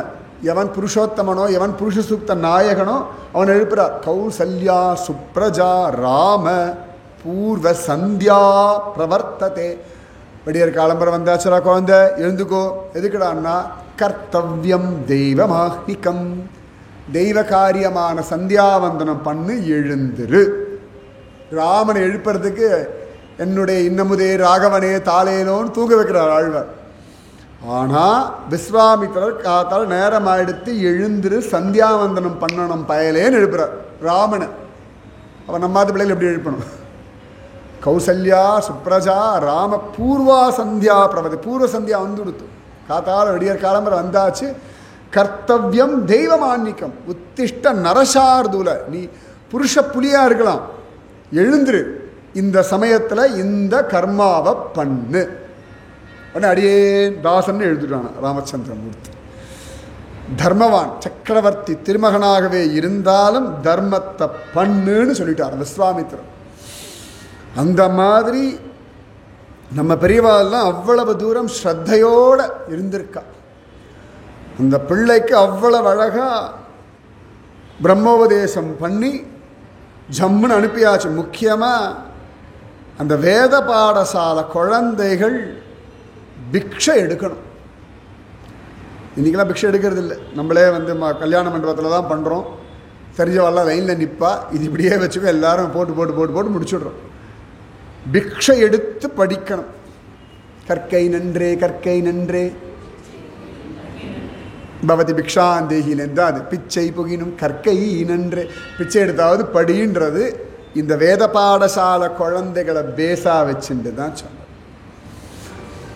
வேத பாடசாலைகள் இருக்கிற வரைக்கும், வேதம் இருக்கிற வரைக்கும் சனாதன தர்மத்துக்கு குறைவு இல்லை. வேதம் அனாதியானது, அழியாதது. சனாதனம்னாலே பழமையானது, அழியாதது, அழிக்க முடியாததுன்னு அர்த்தம். அதனால் இந்த சனாதன தர்மம் என்ன ஆகுமோ அப்படின்னா கவலையே பட வேண்டாம். அதுவா நன்னா தான் இருக்கும். நாம் கவலைப்படவே இல்லைன்னாலும் நன்னா தான் இருக்கும். தைரியமாக சந்தோஷமாக இருக்கும். அத்தனை அழகு. இந்த பிள்ளை பிக்ஷை எடுக்க போகிறானா, தேமேன்னு கொஞ்சம் பய. அது நிஜமாக அழகுதான். அந்த மொட்டை, அந்த குடுமி, அது வெறும் கோமணத்தை கட்டிண்டு, ஒரு சின்ன ஒரு துண்டை கட்டிண்டு, அந்த பிரம்ம தேஜஸ், அது என்னமோ அந்த குழந்தைகளை பார்த்தா ஒரு குதூகலம், ஒரு துடிப்பு இருக்கும். இப்படி காலம்புற 4-4:30 மணிக்கெல்லாம் எழுந்து உட்காந்து இத்தினூண்டு குழந்தை தன் துணியை தானே துவச்சி, நமக்கு காலேஜ் படிக்கிற பசங்களை மிஷினில் போடுறான்னு சொல்கிறதுக்கே டெய்லி பஞ்சாயத்து. மிஷினில் போடுறான்றதுக்கு பஞ்சாயத்து. ஈரத்துண்டை பெட்டில் போடாது. இதில் ஆம்பளை பொம்பளை பசங்களாம் எல்லாமே இப்படி தான் இருக்குது. இதில் ஆம்பளை பசங்களும் இப்படி தான் இருக்கணும், பொம்பளை பசங்களும் இப்படி தான் இருக்கணும். இதில் வந்து ஆம்பளை பொம்பளைகளில் தான், அதெல்லாம் கிடையாது. Survival technique. அதே பொண்டாட்டி ஆயாசனம் பண்ணுறானுங்கல்ல, அத்த வரைக்கும் எல்லாம் அம்மா அம்மா அம்மா. அதுக்கப்புறம் பார்க்கணுமே, வீடு வாசல் மூழ்கி கோலம் போடுற வரைக்கும் ஆம்பளை பசங்க பண்ணுறானுங்க. சர்வைவல் தெரிஞ்சிருக்க அவளுக்கு, அது வரைக்கும் சந்தோஷம். இது என்ன தப்பு இருக்குது? ஆயக்கலைகள் 64 கோலம் போடுறதுலாம் ஒரு கலை உண்டு. கிருஷ்ணன் அந்த 64 கலைகள் தான் போய் சாந்தீபனி ஆசிரமத்தில் படித்தான் இருக்கு. ராமனுக்கு நன்னா தெரியும். அதாவது செல்ஃப் சஃபிஷியன்ட் சொல்கிறோம் இல்லையா, தன்னை தானே காப்பாற்றிக்க தெரியணும். இன்னி வரைக்கும் தன் காரியத்தை தானே நடத்திக்க தெரியும்னா வேத பாடசாலை குழந்தைகளுக்கு தான் அந்த ஒரு கட்ஸ் இருக்குது. நிஜமாவே சொல்கிறேன். அதை துணியை துவச்சி, அதை உணர்த்தி, அங்கே கொடுக்குற சாப்பாடை சாப்பிட்டு, சாப்பிட்ட இடத்த தொடச்சுண்டு, இத்தினூண்டு பெட்டியை வச்சுட்டு, அதில் வேற ஒரு சுவாமியை வச்சுட்டு, அதுக்கு ஒரு நிவேதனம் பண்ணி, அதுக்கு ஒரு 4 பூவை போட்டுண்டு நான் பார்த்துருக்கேன். அழகாக இருக்கும், ஜம்முன்னு இருக்கும். நம்ம குழந்தைகள்லாம் அப்பா அம்மா வெளில போனால் அப்பாடான் இருக்கு, அந்த டார்ச்சர் பண்ணுறோம். ஆனால் அந்த குழந்தைகள் அப்படியே அப்படி துடிச்சுட்டே இருக்கும். அடித்தடி எல்லாம் உண்டு, மண்டையெல்லாம் உடையும். வேத பாடசாலை குழந்தை தேமன் எல்லாம் கட்டை எடுத்து அடிச்சுக்கும். சண்டையில் எக்ஸ்ட்ரீமில் அதெல்லாம் உண்டு ஒரு பக்கம். இன்னொரு பக்கம் காத்தால எழுந்து உட்காந்து புருஷ சுத்தம் சொல்லிட்டு இருக்கும், ஜம்முன்னு சொல்லிட்டு இருக்கும். அவ்வளோ அழகாக பழையதையும் சாப்பிட்டு வாழ தெரியும். இந்த வேத பாடசாலை குழந்தைகள் எத்தனை அழகாக எவ்வளோ விஷயங்கள், டச் ஃபோன்லாம் அப்படி ஸ்மார்ட் ஃபோன்லாம் எப்படி கற்றுக்கிறா குழந்தைகள்னா வேதமே தெரிகிறது இல்லையா. இப்போ சங்கரர் எப்படி இருந்திருப்பார்? இத்தினோண்டு பய உச்சி குடுமியை வச்சுண்டு பிக்ஷை வாங்க போயிடுது பய. போகிற வீட்டில் அந்த அம்மாவுக்கு கொடுக்கறது ஒன்றும் இல்லாச்சோ, இந்த குழந்தை வந்திருக்கே வாமனமூர்த்தியாக வந்து நிற்கிறது, பிக்ஷேன்னு கேட்கறது, கொடுக்கறது என்கிட்ட ஒன்றும் இல்லையே, அப்படின்னு தேடி பார்த்து அவள் வீட்டில் இருந்த நெல்லிக்காய் மரத்தினுடைய ஒரு நெல்லிக்காயை எடுத்து கொடுத்துட்டா. ரொம்ப வெக்கப்பட்டுண்டு இது வேற வந்து கேட்டு தொலைகிறதேன்னு இல்லை. ஸோ இப்படி கேட்குறதே, இந்த குழந்தைங்க கொடுக்க முடியாத ஒரு தரித்திரம் எனக்கு இருக்கே. அவளுக்கு தரித்திரத்து மேலே கோபமோ வெறுப்போ கிடையாது. சரி, எல்லாம் பூர்வ கர்மானு ரூபம். இந்த தரித்திரம்தான் பெரிய பக்குவப்படுத்தக்கூடிய ஒரு பெரிய பாடம் சொல்லி கொடுத்துரும். அந்த ஒரு வினயம் எப்படா வரும்னா தரித்திரத்தில் மட்டும்தான் வினயம் வரும். இன்னி வரைக்கும் ஆஃபீஸ்க்குலாம் எல்லாம் ஒழுங்காக போயின்னு இருக்கான்னா தரித்திரத்துக்கு பயந்து, பாஸுக்கு பயந்துலாம் கிடையாது. இன்னி வரைக்கும் வெயிலோ மழையோ புயலோ குளிரோ என்ன வேணாலும் எப்படியோ லேடிஸ்க்கு உடம்பே முடியல எதையான்னு சமைச்சு கொடுத்து அனுப்புகிறான்னா நாளைக்கு ஒருத்தர்கிட்ட போய் 2 ரூபா வேணும்னு கை நீட்டிடப்படாதுன்னு அதுக்கு இவ்வளோ வருத்தப்படுறோம்னா, வாமன மூர்த்தி அகிலாண்ட கோடி பிரம்மாண்ட நாயகன் நிலம் மூவடித்தான்னு போய் நின்னான்னா எவ்வளோ பெரியவன், லோகத்துக்கே அவன்தான் உரிமையுடையவன், அவன்தான் ரக்ஷகன், சிருஷ்டிகர்த்தாவே அவன்தான். அவன் போய் மகாபலி இடத்துல போய் கை நீட்டுறான். மகாபலி கூடி குறுகி போய்டான். நீ வந்து கை நீட்டுறியப்பா. நம்ம குழந்தைக்கு கொடுப்போம், குழந்தை வந்து எனக்கு தானு கேட்டால் அப்படி கூடி குறுகி போயிடும். அந்த மாதிரி இந்த பிள்ளை போய் கை நீட்டினோடனே கூடி குறுகி போயிட்டாள் அந்த அம்மா. சில இடத்த நெல்லிக்காய் ஊருக்கான்னா, சில இடத்த உலர்ந்த நெல்லிக்காய் ஆற்றுல இருந்தது, அதை கொடுத்தான்றான். இந்த பிள்ளை பார்த்து தான் இந்த தரித்திரத்தில் இப்படி ஒரு ஹிருதயமா கொடுக்குற ஹிருதயம் இவளுக்கு இருக்குது. இவளுக்கு கொடுக்கும்படியாக தனம் இருந்தால் போதுமேன்னு மகாலட்சுமி கிட்ட பிரார்த்தனை. அது வரைக்கும் அம்மாவுக்காகலாம் ஒரு பிரார்த்தனையும் பண்ணல பையன். அவன் அம்மா ஒன்றும் ரொம்ப அப்படி ஆஹான்னு செல்வ செழிப்பிலலாம் இல்லை, ஏதோ வாழ்க்கை ஓடின்னு இருக்கு அவ்வளோதான். அரை வயிறு கால் வயிறுன்னு பெரிய சப்போர்ட்லாம் கிடையாது. காலடியில் அக்ரஹாரத்தில் தான் இருந்தா, நிறைய பேர்லாம் இருந்தா, எல்லாம் இருப்பா, எல்லாரும் இருப்பா. ஆனால் யாரும் இல்லை. இதுதான் சாஸ்வதம். இவாள்லாம் இருக்கா அப்படின்னா மட்டும் நினச்சிடாதீங்க. வேலை இருக்குது, அது இருக்குது, தெய்வம் இருக்குது, அது சாஸ்வதம். என் கூட சுவாமி இருக்காருப்பா. பிரகலாதனுக்கு என்ன குறைச்சல்? யுவராஜகுமாரன் தான். ஆனால் என்னத்தை அனுபவிச்சான்? டெய்லி விஷம், அக்னி, கடலை தூக்கி போடுறது, பாம்பை வச்சு கடிக்கிறது. எதிராக காப்பாற்றினான் நாராயணா என்னும் நாமம். பெற்ற தாயினும் ஆயின செய்யும் நலம் தரும் சொல்லை நான் கண்டு கொண்டேன் நாராயணா என்னும் நாமம். திருமங்கை மன்னன் புலம்பர நான் எனக்கே தெரிஞ்சு விடுத்தே அப்படின்ற அந்த மாதிரி இந்த பிள்ளை பார்த்தான். அங்கம் மரேகே புலகபூஷணமாஸ்ரயந்தி அப்படி. தமால விரக்ஷத் பகவான் எப்பயும் சொல்லும்போது தமால விரக்ஷம் சொல்லுவாள். தமால விரக்ஷம் பார்த்தோம்னா அந்த பார்க் எத்தனை பேர் பார்த்துருக்கேன்னு எனக்கு தெரியல. பிருந்தாவனம் போனால் சர்வசாதாரணமாக பார்க்கலாம். விரஜபூமியில் பிருந்தாவனம், மதுரா, கோகுலம், நந்தகா, பர்சானா எங்கே போனாலும் தமால விரக்ஷம். கனகரே ஆல்மோஸ்ட் டார்க் ப்ரௌன் கலரில் இருக்கும். இலைகள் ஒரு கிளிப்பச்சை கலரில், எப்பொழுதுமே ஃப்ரெஷ் லீவ்ஸோடு இருக்கும். மரம் அவ்வளோ ஹார்டாக இருக்கும், இலைகள் அவ்வளோ சாஃப்டாக இருக்கும். கிருஷ்ணன் அப்படியும் திரிபுவன கமனம் தமால வர்ணம். ரொம்ப அழகாக பீஷ்ம பிதாமகர் சொல்கிறார். கிருஷ்ணனை வர்ணிக்கும் போது பீஷ்ம சுத்தியில் திரிபுவன கமனம் தமால வர்ணம் ரவிகர கௌரவராம்பரம் ததானே. தமால விரக்ஷம் போன்ற திருமேனியும் சூரிய கணங்கள் போல பீதாம்பரமும் தெரிச்சுருக்கிற கிருஷ்ணன். இந்த கம்பேரிசன் நம்ம பெரியவாதம். தமிழ்நாட்டில் பார்க்கணும், நான் பார்த்த ஒரு இடம் தென்னாங்கூர். ஹரிதாஸ்கிரி குருஜியோட பாண்டரங்கன் கோவில் இருக்கு இல்லையா, அங்கே வாசலில் ஒரு தமால விரக்ஷம் இருக்குது. நீங்கள் மெயின் என்ட்ரன்ஸ் வழியாக அப்படி போனேன்னா சைடு என்ட்ரன்ஸ் வழியாக போனால் பார்க்க முடியாது. கோவில் வாசலில் ரைட் சைடில் அப்படி இருக்கும், ஓரத்தை சின்ன மரம், அப்படி கொடை மாதிரி இருக்கும். பச்சை பசேல், எப்போ பார்த்தாலும் பச்சை பசேல் இருக்கும். நல்ல வெயிலாக பச்சை பசேல் இருக்கும், குளிர்காலமாக பச்சை பசேல் இருக்கும், மழை காலமாக பச்சை பசேல். அதே கிருஷ்ணன் அப்படியே ஃப்ரெஷ்ஷாக இருப்பானோ அந்த மாதிரி அந்த தமால விரக்ஷத்தினுடைய பூக்களில் ஜோரா உட்கார்ந்து இருக்கக்கூடிய அந்த வண்டுகள் போல ஹரின்ற மரத்தோடு இருக்கக்கூடிய ஹே லக்ஷ்மி தேவி கிருப பண்ணு இவளுக்கு. இவளுக்கு கிருப பண்ணுமா? ஏன்னா கொடுக்குற மனசு இருக்கு, உன் கிருப வேணும்னு பிரார்த்தனை. இந்த குழந்தை சொன்னானோ இல்லையோ, லக்ஷ்மி தேவிக்கு மனசு தாங்கலையா. இதே லக்ஷ்மி தேவி தான் சுதாமா அவள் கொடுத்தார். பகவான் ஒரு பிடியை சாப்பிட்டான், 2வது பிடியை சாப்பிடும்போது கையை பிடிச்சுட்டா. வேண்டாம் போதும், என்ன இருக்குடி, ஏற்கனவே ஒரு பிடி அவள் சாப்பிட்டதுக்கே எல்லா ஐஸ்வர்யமும் கொடுத்தாச்சு, அதுக்கு என்ன 2வது பிடி சாப்பிடலாமே. சாப்பிட்டாச்சுன்னா ஒரு கஷ்டம் இருக்குது, நீங்களும் நானும் அவள் வீட்டில் போய் வேலைக்காரன் வேலைக்காரியாக இருக்கணும். அடுத்த லெவல் அதுதான். அதனால் என்ன பரவாயில்லையே, அது பிரச்சனை இல்லை, எனக்கு ஒன்றும் பிரச்சனை இல்லை, பக்தாவுடைய கிரகத்தில் கைங்கரியம் பண்ணிட்டு இருப்பேன். ஆனால் நிறைய செல்வம் கொடுத்தா எங்கேயாவது உங்களை மறந்துடுவானோன்னு எனக்கு பயமாக இருக்குது. போதுமே சுவாமி, தாயார் அள்ளி அள்ளி கொடுக்குறவள் இல்லை, நமக்கு எவ்வளோ வேணுமோ அவ்வளோ கொடுப்பா. லக்ஷ்மி கடாட்சம் அப்படின்னா பகவத் கைங்கரியம் பண்ணுற புத்தி கருது பாருங்க, அதுக்கு பேர் தான் லக்ஷ்மி கடாட்சம். வால்மீகி சொல்கிறா லக்ஷ்மணோ லக்ஷ்மி சம்பன்ன. அது எப்படா சொல்கிறாருன்னா, காட்டுக்கு போகிறான் லக்ஷ்மணன், ராமனோட காட்டுக்கு போகிறான் பாருங்க, கையில் அருவாள் கடப்பாறை மண்பாண்டம் எல்லாம் சுமந்துண்டு கிளம்புறான். அப்பாடா அஷ்டலக்ஷ்மியோடு போகிறான்ற. என்னடான்னா தாயாருக்கும் பெருமாளுக்கும் ஏகாந்த கைங்கரியம் பண்ணுற பாக்கியம் கிடச்சிடுத்து, அதனாலே லக்ஷ்மணோ லக்ஷ்மி சம்பன்ன. இவனுக்கு தான் லக்ஷ்மி கடாட்சம். நீங்கள் பகவத் கைங்கரியம் பண்ணுறல அப்போ தான் லக்ஷ்மி கடாட்சம் இருக்குன்னு அர்த்தம். நிறைய பணம் இருக்கிறதுனால லக்ஷ்மி கடாட்சம்னு கிடையாது. அது நம்ம சித்திரம் வரைவாலாம் கையிலேயே தங்கமாக கொட்டுற மாதிரியே தான் வரைவா. லக்ஷ்மி தேவி நம்ம எப்போ ஒத்துப்போம்னா, அந்த செந்தாமரை மலர்லாம் ஒத்துக்க மாட்டோம், இந்த கஜம் இருக்கிறதெல்லாம் ஒத்துக்க மாட்டோம். கையிலேருந்து பணம் கொட்டுறதா லக்ஷ்மி தேவி. கையிலேருந்து ஆசீர்வாதம் நிறைச்சு பண்ணுவா. பகவத் கைங்கரியம் பிராப்தி ஆகிறதா நிச்சயமாகவே லக்ஷ்மி கடாட்சம். இன்றைக்கி சுவாமிக்கு ஏதான ஒரு புஷ்பம் கொடுத்தாளா லக்ஷ்மி கடாட்சம். ஏதான கோவிலில் ஏதான ஒரு கைங்கரியம் பண்ணாளா லக்ஷ்மி கடாட்சம். ராம்லல்லா கோவிலுக்கு ஒரு 10 ரூபாவோ 1000 ரூபாய் ஏதோ முடிஞ்சது கொடுத்தாளா லக்ஷ்மி கடாட்சம். வேத பாடசாலைக்கு பணம் கொடுத்தாளா லக்ஷ்மி கடாட்சம். அக்ஷய திருதியை தங்கம் வாங்கினா லக்ஷ்மி கடாட்சம் இல்லை. யாராவது வாங்கியிருந்தாலும் கோவிலுக்கு கொடுத்துருங்கோ. அக்ஷய திருதியைக்கு தானம் கொடுக்கணுன்னு தான் சாஸ்திரம்.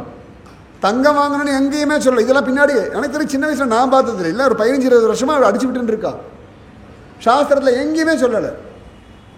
சாஸ்திரம் சொல்கிறது தானம் கொடுன்றா, தானம் தான் கொடுக்கணும். லக்ஷ்மி கடாட்சம்ன்றது பகவத் கைங்கரிய பிராப்தி. பாத சேவனம் தாயாரே அதானே பண்ணிட்டு இருக்கா, எம்பெருமான் திருவடியை தானே பிடிச்சுட்டு இருக்கா, அதுதான் கட்டாட்சம். எத்தனையோ கிராமத்து கோவில்கள்லாம், பெரிய கோவில் பழைய கோவில்லாம் இருக்குது, அந்த அர்ச்சகரை பார்த்தாலே தெரியும் தரித்திரம் இருக்கும். ஆனால் அந்த கோவிலை விட்டு போகாமல் இருந்துட்டு இருக்காரோன்னு, அவர் கொடுக்குற நிவேதனத்தை சாப்பிட்டுட்டு பெருமாள் இருக்காரோன்னு, அந்த அர்ச்சகனுக்குத்தான் பரிபூரண லக்ஷ்மி கட்டாட்சம் நிறைஞ்சு இருக்கு. அவருக்கு தான் பூரணம். ஏண்டான்னா அந்த அர்ச்சகர் அவர் சொல்கிறபடி பெருமாள் இருக்கார். நம்மெல்லாம் தூரத்துலேருந்து பார்க்குற நம்பெருமாள், தூரத்துலேருந்து பார்க்குற மலையப்ப சுவாமி, அந்த சுவாமியை தொட்டு ஆராதனம் பண்ணி அலங்காரம் பண்ணுறான்னா வெளிலேருந்து பார்க்கும்பொழுதே சிலிர்க்கிறதுன்னா தொட்டு பார்க்குறவாளுக்கு. பாண்டரங்கன் திருமேனி அப்படி தடவி பார்க்காது, திருவடியை தொட்டதுக்கே அப்படின்னா டெய்லி தொட்டு அபிஷேகம் பண்ணி அப்படி வெண்ணெயில் சர்க்கரை வச்சு பாண்டரங்கன் வாயில் இப்படி அடைச்சி, அதுனே அப்படி அடைச்சுட்டு இடது கையில் இப்படி வாங்கி இப்படி ஒரு ஆரத்தி காட்டுவாள். பாக்யம்.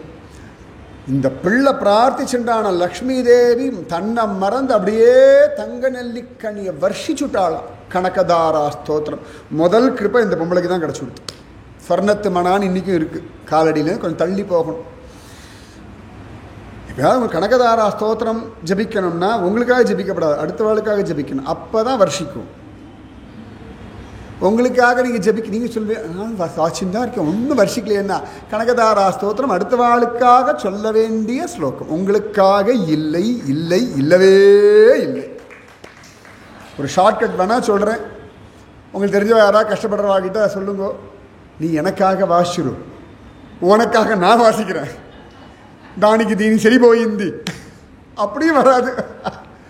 தன்னை மறந்து கஷ்டப்படுறவா யாராவது இருக்கா வச்சுக்கோங்களேன். யாராவது ஒருத்தர் குழந்தைய கல்யாணம் பண்ணணும்னு கேட்குறா, ஏதானு ஒன்றுன்னா உங்களால் பெருசாக கொடுக்க முடியலனா கூட நல்லபடியாக நடக்கட்டும்னு நினச்சி நீங்கள் வாசிச்சேன்னா ஏதோ ஒரு ரூபத்தில் லக்ஷ்மி கட்டாட்சம் அந்த குழந்தைக்கு வர்ஷிக்கும். சத்தியம் பண்ணி நான் சொல்கிறேன். அது படிப்பாக இருக்கட்டும், கல்யாணம் ஏதோ ஒன்று இருக்கட்டும், இல்லாட்டி ஒரு மெடிக்கல் ஹெல்ப்பாக ஏதோ ஒன்று இருக்கட்டும், தப்பே கிடையாது. அடுத்த வாளுக்காக இந்த குழந்தை அடுத்த வாளுக்காக சொல்லிட்டான் வர்ஷிச்சு விட்டாலாம். ஒரு நெல்லிக்காய் எடுத்து போகப்படாதா, எங்கள் அம்மாவுக்கு சாம்பிள் கொண்டு போய் காட்டணும், எங்கள் அம்மா சந்தோஷப்படுவா. என்னன்னா சொல்லியாச்சு, நெல்லிக்காய் வர்ஷிச்சு கொடுத்து அந்த அம்மா சொல்கிறா, குழந்தை என்னடா அது ஓம் பக்திக்கு லக்ஷ்மி தேவி கொடுத்தான்னு சொல்லிட்டு போயிடுது. இதே மாதிரி தான் நிகமாந்த மகாதேசிகர். அவ்வளோ அழகாக வர்ஷிக்கிறா. சில இடங்களில் பெருந்தேவி தாயார், சில இடங்களில் ரங்கநாயகி, ஏதோ யாரோ ஒரு தாயார். அவர் சொன்னோன்னு வர்ஷிக்கிறது, தங்கமாக வர்ஷிக்கிறது. ஒரு பங்கு எனக்கு கொடுன்னு நிகமாந்த மகாதேசிகரும் கேட்கல, இந்த பிள்ளையும் கேட்கல. சம்பிரதாயங்கள் 1000 இருக்கட்டும், டிஃப்ரென்ஸ் ஆஃப் ஒப்பீனியன்ஸ் 1000 இருக்கட்டும், பெரியவர்கள் பெரியவர்கள் தான். அவளுடைய லெவல்லாம் ரொம்ப பெருசு. ரசிக்கத்தான் நம்மளால் முடியுமே ஒழிய இல்லை யார் பெரியவான்னு பேசுகிற தகுதி கிஞ்சித்து கூட நம்ம யாருக்குமே கிடையாது. மேடையில் உட்காந்து பேசினாலும் தப்பு தான், கீழே உட்காந்து பேசினாலும் தப்பு தான். சனாதன தர்மத்தில் இருக்க அத்தனை மகாத்மாக்களும் வசத்தி தான். எந்தரோ மகானுபாவலு அந்தரிக்கு வந்தனமும், சந்தேகமே வேண்டாம். இந்த தேசம் அப்படி. இது போய் அம்மாக்கிட்டேயா சொல்லலாமே, அம்மாக்கிட்டேயும் சொல்லலையா, யாரோ சொன்னான். அம்மா கேட்டா, என்னடா கொந்த ஏதோ நீ சொன்னியாமே, கனக வர்ஷிச்சுதாமே. சொன்னேம்மா, அந்த அம்மா பக்தி லக்ஷ்மி உகந்தா அழகாக வர்ஷிச்சுட்டா. அதுக்கப்புறம் பேச்சே கிடையாது. தற்பெருமை பேசுவோம்ல நம்ம, எதான அப்படி பொங்கி பொங்கி வரும். அது அது அது வரும், வரலைன்னா அதிசயம் நமக்கு, அப்படி வரும். இந்த குழந்தைக்கு ஒரு துளி கூட வரமாட்டேங்கிறது தான். ஏண்டாண்ணா, அவளுடைய தரித்திரம் போக வைக்க வேண்டிய என் தர்மம், என் கடமை, அவ்வளோதானே ஒழிய இதை பிரகடனப்படுத்துறதுக்கு பிராபல்யம் பண்ணிக்கிறதுக்கு எனக்கு ஒன்றும் கிடையாதுன்னு ஒரு மனசா. அந்த பிள்ளை அம்மாவுக்காக பூர்ணா நதியை தசை திருப்பி விட்டுடுத்து. பூர்ணா நதியை அம்மாவால் நித்தியம் போய் குளிக்கிறதுக்கு ரொம்ப நடக்க வேண்டியிருக்கான். ரொம்ப வயசானவள்லாம் ஒன்றும் கிடையாது, தள்ளாம அவளுக்காக பூர்ணா நதியை வீட்டு கொல்ல பக்கம் திருப்பி விட்டுடுத்து பையன். தான் இவ்வளோ ஒரு நதியை திருப்பணம்னா எத்தனை ஒரு தபஸ் இருக்கணும்.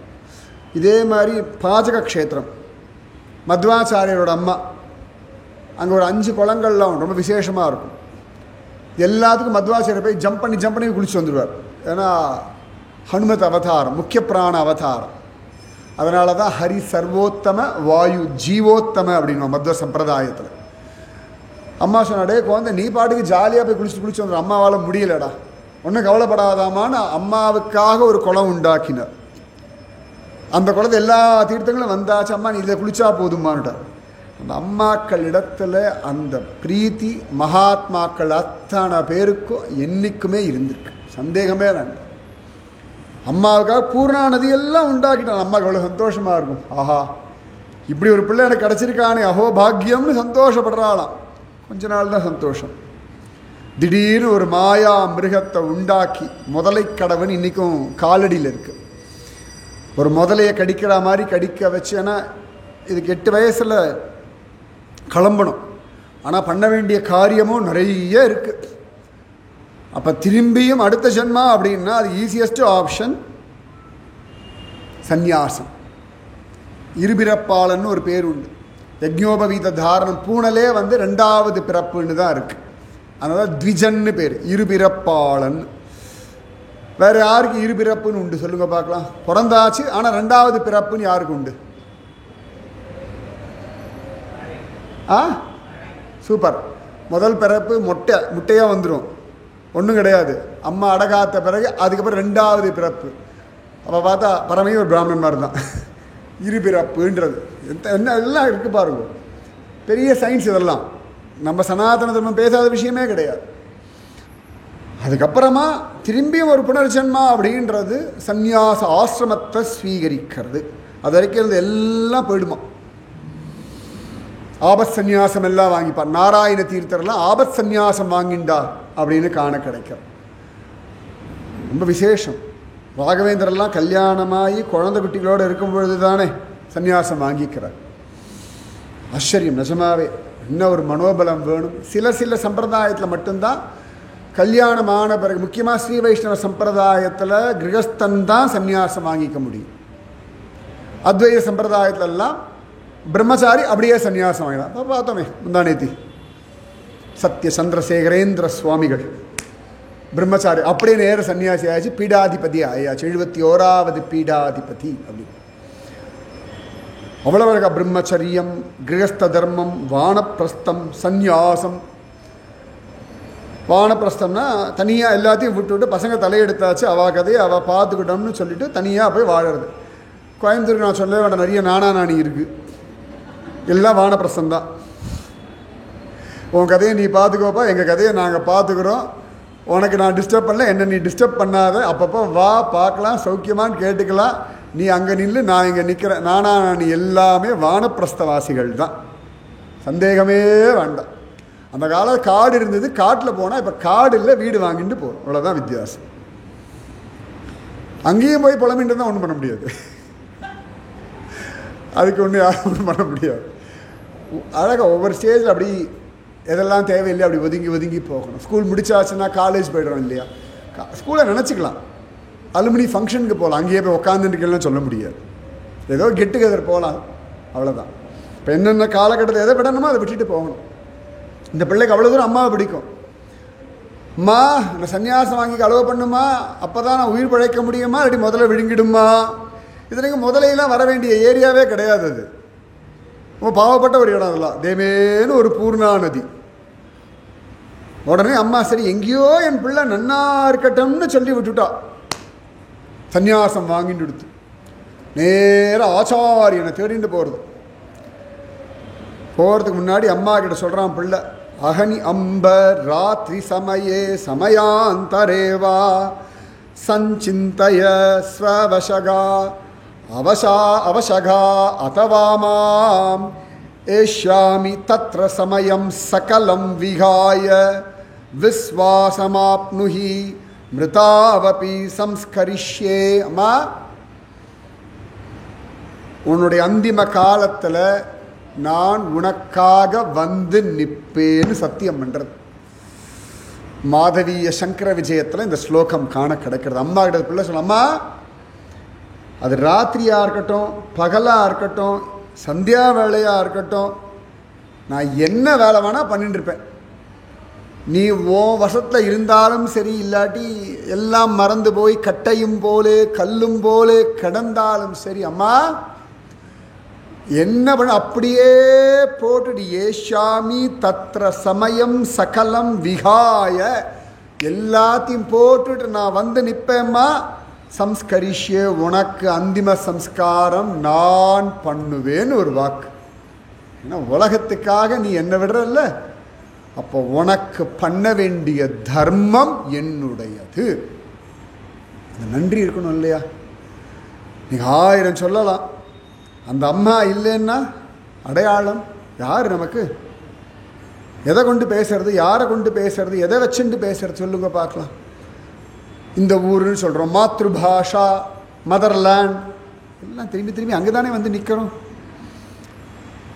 என் ஃபாரின் நேஷன் போனாலும் என்னோட மதர் டங் அப்படின்னு சொல்லணும்னா அம்மா சொல்லி தானே, அப்பான்னு சொல்லி கொடுக்க. முதல்ல நமக்கு முதல் குரு யாருன்னா அம்மா தான். அதுதான் மாத்ருதேவோ பவ, அவள் காட்டி கொடுத்த பிறகு தான் அப்பா. பித்ருதேவோ பவ, இவா காட்டி கொடுத்த பிறகு தான் ஆச்சாரிய தேவோ பவ. அதனால தான் தாயிற் சிறந்த கோவிலும் இல்லை, தந்தை சொல்மிக்க மந்திரம் இல்லை. ஏன்னா தந்தை வழியாக தானே காயத்ரி உபதேசம் ஆகிறது. அதனால தான் ராமச்சந்திரமூர்த்தி பித்ருவாக்கிய பரிபாலனம்னு கிளம்பினோம். அவ்வளோ விசேஷம். இந்த பிள்ளை சொல்லிட்டு கிளம்பியாச்சான் ஜோரா.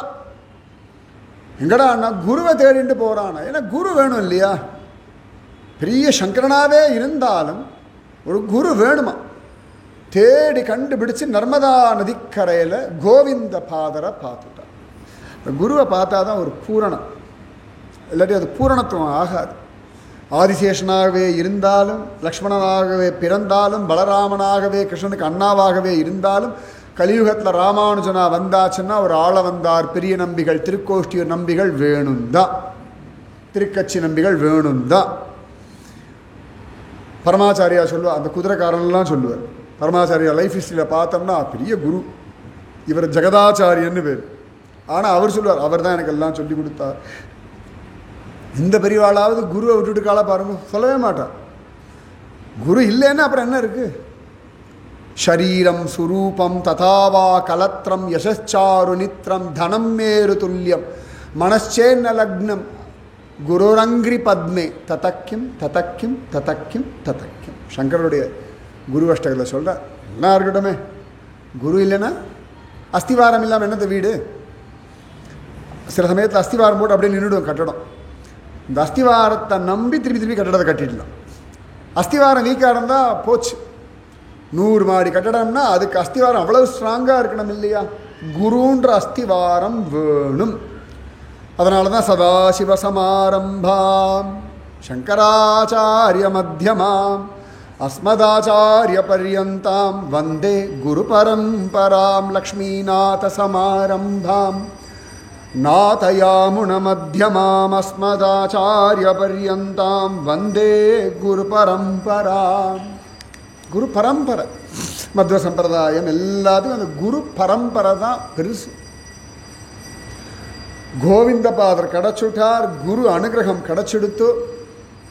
முதல்ல குகையிலேருந்து கோவிந்தபாதரோட திருவடி தான் அப்படி வெளில வந்து தான் இவர் சாக்ஷாத் சிவம்னு தெரிஞ்சே காலை நீட்டார். அந்த குருவுடைய திருவடி அப்படி தலையில் வாங்கி வச்சுட்டார், குருவோட இருந்தார், அத்தனையும் கிடச்சி கொடுத்தான். அதனால தான் ராமனே குருவோட இருக்கான். அதெல்லாம் விஸ்வாமித்திரர் கைங்கரியம் பண்ண போனான். கண்ணனே சாந்தீபனி ஆசிரமத்துக்கு போனானே, 64 நாள் தான் இருந்தான். அந்த குரு சங்கத்தினாலே தான் ஜோராக சுதாமாவை கிருஷ்ணன் ரெகனைஸ் பண்ணானா. இல்லாட்டி சுதாமா யாருன்னு கேட்டிருப்பான். கண்ணன் ஒருவேளை தன்னை ஞாபகம் வச்சுக்கலன்னா, நான் சாந்திமணி ஆசிரமத்தில் அவன் கூட படித்தேன், ரூம்மேட்டுன்னு சொல்லலான்னு தான் இவர் போகிறாராம். இவர் சொல்ல வேண்டியதெல்லாம் கண்ணன் சொல்லி அந்த குருகுல வாழ்க்கை சுகம்தான் என்ன. சாந்திமணி ஆசிரமத்தை எவ்வளோ அழகாக அனுபவித்தோம். இந்த சாந்திமணி ஆசிரமம் தான் உஜ்ஜைன், அவந்திகா, சப்தமோக்ஷப்பட்டில் அது ஒன்று உண்டு. அப்போ அத்தனை விசேஷமாக அந்த குரு பலம், குரு கிருப விழி கிடைக்குமா, அபய கரம் கிடைக்குமா, குருநாதர் சரணத்தில் இடம் கிடைக்குமா, அலை மீது அலையாக துயர் வந்து சேரும்போது நீ அஞ்சாதே எனும் குரலை செவி கேட்குமா. அவ்வளோ பிரச்சனை வரட்டுமே, குருநாதர் இருந்துட்டார்னா, அவர் தரிசனம் பண்ணியாச்சுன்னா, குருவை நினச்சாச்சுன்னா ஒரு தைரியம் வரும் பாருங்க. பார்த்துக்கலாம், அதெல்லாம் பார்த்துக்கலாம் விடு அப்படின்னு. தமிழகத்தில் பரமாச்சாரியா இருந்த சமயத்துலலாம் அவ்வளோ பெரிய நாஸ்திகம் பேயாட்டம் ஆடிட்டு இருந்தது. எல்லாரும் வந்து பரமாச்சாரியா கிட்ட புலம்புவாளாம், இப்படி இருக்கே சுவாமி, எதிர்காலம் என்ன ஆக போகிறோம். பரமாச்சாரியா நீ சந்தியாவந்தனம் பண்ணியா, சின்சியராக ஒருத்தர் விழுந்து அடிச்சுட்டு கதறி எழுது கேட்டால், பனைமரம் பார்த்துருக்கியோ அப்படின்னு வரான். பார்த்துருக்கேன் சுவாமி. மழை காலத்தில் பனைமரத்தை சுற்றி கொடி வளரும் பார்த்துருக்கியோ, பார்த்துருக்கேன் சுவாமி. ஒரு ஸ்திதியில் பனைமரமே தெரியாது, கொடியெல்லாம் மூடி கிடக்கும் பார்த்துருக்கியோ. இந்த மற்ற மதங்கள்லாம் மழை காலத்தில் முளைக்கிற கொடி மாதிரி ஹிந்து தர்மத்தை பிடிச்சிட்டு மேலே ஏறிடும், இதையே மறைச்சிடும். ஆனால் வெயில் காலம் வந்தோடனே இந்த கொடியெல்லாம் செத்து போயிடும். ஆனால் பனைமரம் அப்படியே நிற்கும். சனாதன தர்மம் பனைமரம். நீ உன் கதையை பாரு. ஏன்னா சொல்ல ரொம்ப கன்வர்ஷன் அப்பயே தெளிவாகிட்ட, ரொம்ப கன்வர்ஷன் ஜாஸ்தியாக போயிடுத்து, என்னெல்லாமோ சொல்லி ஏமாத்துறான். அதெல்லாம் விடு, நீ உன் கதையை பாரு, நீ உன் தர்மத்தை பண்ணு. சனாதன தர்மம் அது தன்னைத்தானே காப்பாற்றிக்கொள்ளும், ஃபீனிக்ஸ் பறவை மாதிரி. இது எப்பெல்லாம் முடியறதுன்னு நினைக்கிறாளோ அப்பெல்லாம் தான் விஸ்வரூபம் எடுத்தது. இதுதான் சத்தியம். ஒரு பீரியடில் முடிஞ்சிருதுன்னு நினச்சாச்சு ஒரு சங்கர அவதாரம். அதுக்கப்புறம் அது ஒரே குழப்படி ஆச்சு, ஒரு ராமானுஜ அவதாரம். அடுத்தது அதில் ஒரு எல்லா கெத்து வந்தது, ஒரு மத்வாச்சாரிய அவதாரம். கிட்டத்தட்ட இது 3 சண்டை போடுது, அத்வைத்தமா வசிஷ்டாத்வைத்தமா அத்வைத்தமா. இது 3 கிடையாது, நாம சங்கீர்த்தனம் அப்படின்னு சொல்லிட்டு ஒரு ஸ்ரீகிருஷ்ண சைத்தன்ய மகாபிரபு அவதாரம். முகமது அட்டகாசம் பண்ணுறா ஒரு பக்கம், நாமதேவர் எல்லாரும் வந்துட்டார். இதெல்லாம் முடிஞ்சாச்சு. முகமதிய காலம் எல்லாம் முடிஞ்சது, பிரிட்டிஷ் காலம் வந்தாச்சு. எல்லா இந்துக்களும் அப்படி சுருங்கி போயாச்சு. எங்கிருந்தோ ஒரு ராமகிருஷ்ண பரமம்சர் அங்கிருந்து ஒரு விளக்கு கிளம்பித்து, arise awake and stop not till the goal is ரீச்னு ஒரே ஒரு விவேகானந்தன் இங்கிருந்து கிளம்பி போய் ஹிந்து தர்மம் வசத்தின்னு பாரத தேசத்தினுடைய பெருமையை நிலநாட்டிட்டு வந்துவிட்டான். இங்கே அடிமைப்பட்டு கிடக்கு உலகம். தேசம் அடிமைப்பட்டு கிடக்கும் பொழுது வெஸ்டர்ன் வேர்ல்டு யூ இஸ் விவேகானந்தான்னு கேட்க வச்சுட்டோன்னா, இதுதான் நம்ம சனாதன தர்மம். முகலாயர்கள் காலகட்டத்திலேயே எங்கள் பெரியவர்கள்லாம் தபஸ் பண்ணிட்டு இருந்தா. பிரிட்டிஷ்காரன் காலகட்டம் தானே, ரமண மகரிஷி, மகா பெரியவா, எல்லா ஸ்ருங்கேரி ஆச்சாரியா எல்லாம் பார்த்துருக்கோமே. அன்னமாச்சாரியரெல்லாம் முஸ்லீம் பீரியடு தானே. சைத்தன்ய மகாபிரபு, நாமதேவர், குரு கோவிந்த் சிங் எல்லாம் பிரிட்டிஷ் பீரியடில் தானே. அரவிந்தோ அவ்வளோ எக்ஸ்ட்ரீம் பீக்கில் போகும்போது தான் அரபிந்தோலாம் உட்காந்து தியானம் பண்ணிட்டு இருந்தார், தபஸ் பண்ணிட்டு இருந்தார். இங்கே யாரும் வந்துட்டே இருப்பா, நமக்கு வழி காட்டிகிட்டே இருப்பா, கிருபை பண்ணிகிட்டே இருப்பா. இந்த தேசம் நன்னாத்தான் இருக்கும், கவலையே வேண்டாம். இந்த பிள்ளைக்கு அந்த குரு ஆசீர்வாதம் கிடைச்சுடுத்து. கிளம்பியாச்சோ நேர காசி தான். விஸ்வநாதன் இதெல்லாம் ரொம்ப அழகு. ஒருத்தர் விஸ்வநாதன், இன்னொருத்தர் ஜெகநாதன். இதெல்லாம் அழகு, ரசிக்கணும். நம்ம சனாதன தர்மம் போல விஸ்வமா ஜெகப்பான், அவர் 2 பேரும் நாதன், அவ்வளோதான். விஸ்வநாதன் ஜெகநாதன். புரி போயாச்சுன்னா ஜெகநாதன், காசி போயாச்சுன்னா விஸ்வநாதன், பன்றிபுரம் போயாச்சுன்னா பண்டரிநாதன், துவாரகா போயாச்சுன்னா துவாரகாநாதன், வடக்கில் போயாச்சுன்னா பத்ரிநாதன், தெற்கில் வந்தாச்சுன்னா ராமநாதன். ஒரு குறையும் இல்லை. இந்த சார்தாம் சொல்கிறோம் பாருங்க, சார்தாம், சோட்டா சார்தாம்னா மட்டும்தான் யமுனோத்ரி, கங்கோத்ரி, கேதார்நாத், பத்ரிநாத் வரும். சார்தாம் அப்படின்னு எடுத்துட்டோம்னா பத்ரிநாத், ஜெகநாத், ராமநாத், துவாரகாநாத், இப்படி தான். இதுக்கு தான் சார்தாம்னு பேர். படா சார்தாம், சோட்டா சார்தாம் சொல்லுவாங்க. அதில் ஒரு இது உண்டு, ராமநாதனா ரங்கநாதனா ஏதோ ஒரு நாதன், ஆனால் தேசத்தை காப்பாற்றி கொண்டு இருக்கார்கள். அத்தனை சிரேஷ்டம் இந்த சங்கரன். அங்கேயும் இவருடைய ஞானத்தையும் இன்னும் பரிமளிக்க வைக்கிறதுக்காக, பாமர ஜனங்களுக்கு புரிய வைக்கிறதுக்காக சிவபெருமான் ஒரு சண்டாளன் வேஷத்தில் வந்துட்டார். 4 நாயை இழுத்துட்டு, அவருக்கு அதெல்லாம் வெக்கமே கிடையாது. புலித்தோலை அரைக்கசைத்து உடம்புல சாம்பலை பூசிண்டு பாம்பெல்லாம் விட்டுண்டு ஜடாமுடியை வச்சுண்டு, இந்த அகோரி, ஃபஸ்ட் அகோரி அவர் தானே. இந்த அகோரி எல்லாம் ஏதான ஒரு ஃபார்மல் ட்ரெஸ் எல்லாம் உண்டா? கையில் சூளை மட்டும் கன்ஃபார்ம்டாக இருக்கும், ஒரு ட்ரெஸ்ஸு கிடையாது. ஆனால் என்ன திமிரு இருக்கும், அவளை கண்ட்ரோல் பண்ணவே முடியாது, அடிச்சிருவா. இந்த வாட்டி கூட கும்பமேளாவில் யாரோ போய் அங்கே ஏதோ நான்வெஜ் சமைச்சிட்டான், அடி வெளுத்துட்டார் ஒரு அகோரி. அவன் தெரிச்சு ஓடுறான். யாரோ ஒருத்தன் ரிப்போர்ட்டர் போய் ஏதோ கேட்டான், ஓங்கி அரைஞ்சுட்டார், பேச்சே கிடையாது, ஒரே அறை. அவரெல்லாம் அரைஞ்சா தாங்கவே தாங்காது, அகோரிலாம் அரைச்சா ஏதோ சாகாமல் தப்பிச்சிட்டான், அவ்வளோதான். ஆனால் அவனுக்கு பாக்கியம், ஒரு அகோரி கையில் அடி வாங்கினா அத்தனை ஒரு தியானம் அவளுக்கு. அவளுக்கு லோகாயத்தமான பந்தம்லாம் ஒன்றுமே கிடையாது, சிவனேன்னு இருக்கிறவ அவள் தான். அதனால் பந்தம் பாசம்லாம் கிடையவே கிடையாது. அவள் தெரிஞ்சதெல்லாம் தர்மம் ஒன்று தான். அவளை மாதிரி தர்மம் தெரிஞ்சவா யாருமே கிடையாது. தர்மத்துக்கு மட்டும்தான் தலை வணங்குவாள், வேறு யார்கிட்டையும் தலை சாயாது, யார்கிட்டையுமே கெஞ்ச மாட்டா, யார்கிட்டையும் கையேந்த மாட்டா. அப்படி ஒரு வைராக்கியம் அந்த அகோரிகளுக்கெல்லாம் உண்டு. அப்போ சிவபெருமான் வந்துட்டாராம். அத்தனை ஆச்சரியமாக வந்தாச்சு. உடனே சிஷ்யாலாம் ஒதுங்கு ஒதுங்கு ஒதுங்குட்டாளாம். சங்கரர் வரார், ஒதுங்கு அப்படின்னு. உடனே அப்படி சிரிச்சாராம். அந்த ஸ்லோகம் ரொம்ப அழகாக காண கிடைக்கிறது இந்த மாதவைய சங்கர விஜயத்தில். அன்னமயாத் அன்னமயம் அதவா சைதன்யமேவ சைதன்யாத் த்விஜவர தூரி கர்த்தும் வாஞ்சசி கிம் ப்ரூஹி கச்ச கச்சேதி. ஒதுங்கு ஒதுங்கு ஒதுங்குன்னு சொல்கிறேள், எதை சொல்கிறேன்? அன்னமயமான சரீரமா அப்படின்னா உங்களுக்கும் பசிக்கிறது, நீங்களும் சாப்பிட்றது, நானும் சாப்பிட்றேன். இப்போல்லாம் சொல்லலாம் இல்லையா, ஓம் பிளட்டும் அதே கலர், ஏன் பிளட்டும் அதே கலர். சிவபெருமான் தான் சொல்கிறார். என்னடான்னா அன்னமயாத் அன்னமயம். ஒரு கழுதை அது ஏதோ சாப்பிடும், அதுவும் அன்னத்தினால. அன்னாத் பவந்தி பூதானி பர்ஜன்யாத் அன்ன சம்பவக. கீதையில் பகவான் சொல்கிறான், அன்னத்தினாலே தான் ஜீவர்கள் ஜீவிக்கிறார்கள். அப்போ பார்த்தா நாய் ஒரு விதமாக சாப்பிட்றது, மான் புல்லு மேயறது, அந்த மான் அடித்து சிங்கம் சாப்பிட்றது, எல்லாமே பார்த்தா அன்னத்தினால தானே. அன்னாத் பவந்தி பூதானி. அப்போ உன் சரீரத்துக்கும் என் சரீரத்துக்கும் பெரிய வித்தியாசம் கிடையாது. அன்னமயாத் அன்னமயம் அதவா சைத்தன்யம் ஏவ சைத்தன்யாத். சைத்தன்யம்னா நானும் சைத்தன்யம் தானே, எனக்குள்ளேயும் ஆத்மா. கார்த்திகை விளக்கு, ஒரு விளக்கு ஏற்றுவோம், அங்கேருந்து அவ்வளோ விளக்கு எடுத்துகிட்டு வருவோம். இல்லை எந்த விளக்கு வசதின்னு சொல்ல முடியுமா? முதல்ல ஏற்றின விளக்கு அது எடுத்த பிறகு கூட பூர்ணமாக இருக்குது, அங்கேருந்து எடுத்தாலும் இதுவும் அதுவும் ஒரே மாதிரி தான் நிற்கிறது. அந்த மாதிரி தான் இத்தனை பேரும் ஜீவஸ்வரூபம் தானே. அப்போ எதை ஒதுங்க சொல்கிற? த்விஜக வர ஏ த்விஜனே தூரி தூரி தூர போ தூர போ தூர போன்னு சொல்லல. வாஞ்சசி கிம் ப்ரூஹி கச்ச கச்சேதி. எதை தூரம் போக சொல்கிறேன்னு கொஞ்சம் தெளிவாக சொன்னால் சௌகரியமாக இருக்கும். சரீரத்தையா ஆத்மாவையா? செத்ததின் வயிற்றில் சிறியது பிறந்தால் எத்தை தின்று எங்கே கிடக்கும், அத்தை தின்று அங்கே கிடக்கும். இங்கே விஸ்வநாதன் பேசுகிறார், அங்கே நம்மாழ்வார் பேசுகிறார். இங்கே தூரம் போ தூரம் போ. எப்பவுமே ஆச்சாரியர்களெல்லாம் நன்னாத்தான் இருக்குது. அது கீழே இருக்க ஒரு கூட்டம் இருக்குது பாருங்கோ, அந்த கூட்டத்தோட தான் பெரிய பாடு. சங்கர வரைக்கும் இந்த பாடு இருக்குது, ஒன்றும் பண்ண முடியாது. அதனால் இங்கே மட்டம்லாம் போனேன்னா ஆச்சாரியில் சேவிச்சுட்டு அப்படியே வந்துருக்கும். அது பக்கத்தில் ஒரு 2-3 லேயர் இருக்கும் பாருங்க, அது பக்கத்துலாம் போயிடாதீங்க. அந்த அந்த கூட்டமெல்லாம் மட பசங்களாக தான் இருக்கும், மடத்தினுடைய பசங்களாக இருக்க மாட்டான். நேராக ஆச்சாரிய சேவிங்கோ, ரொம்ப நெருங்கவே வேண்டாம், தூரத்துலேருந்து சேவிச்சதுனாலே போதும்.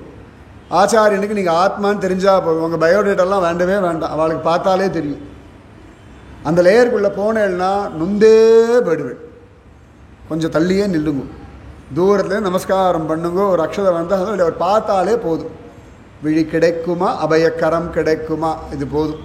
விழி கிடச்சிடும், அபயக்கரம் கிடைச்சாதுன்னு அதுக்கு மேலே எனக்கு இந்த கஷ்டமாக இருக்குது, பொண்ணுக்கு கல்யாணம் ஆகணும், பிள்ளைக்கு அமெரிக்கா போகணும், ஒன்றும் கேட்க வேண்டாம். அவர் இருக்கிறது நாம் தர்மத்தில் வழி நடத்துறதுக்காக. மகாபரிவாளே சொல்கிறார், யாராவது ஒருத்தன் பக்தி வேணும், ஞானம் வேணும், வைராக்கியம் வேணும்னு நான் கேட்குறான்.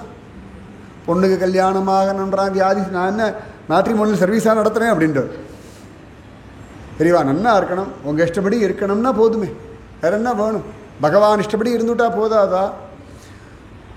இதை கேட்ட உடனே சங்கரர் சாஷ்டாங்கமாக விழுந்துட்டாராம். அவ்வளோ பெரியவர்.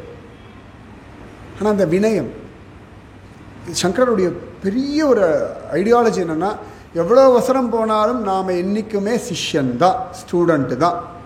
ஞாபகம் வச்சுக்கோங்க. எத்தனையோ வயசானவா இன்றைக்கி இருக்கக்கூடிய வாட்ஸ்அப்பு இதெல்லாம் உங்கள் பேரன் பேத்தி தானே சொல்லி கொடுத்துருக்கோம். நீங்கள் பேரன் பேத்திரிக்கு ஆனாவண்ணா எல்லாம் சொல்லி கொடுக்குறான், திருப்பாவையெல்லாம் சொல்லுவான். ஆனால் அது சில சமயங்களில் சுவாமிநாதனாக இருந்துட்டு நமக்கு உபதேசம் பண்ணுமோன்னு அது பெரியவனாக உட்காந்துட்டு அது சொல்லும், பாட்டி இதான் யூடியூப், இங்கே கிளிக் பண்ணு. அப்படியாடா குழந்தை, இது கூட பரவாயில்ல, பேசவே வருது. இந்த 2 வயசு குழந்தைக்கு பேச வராது.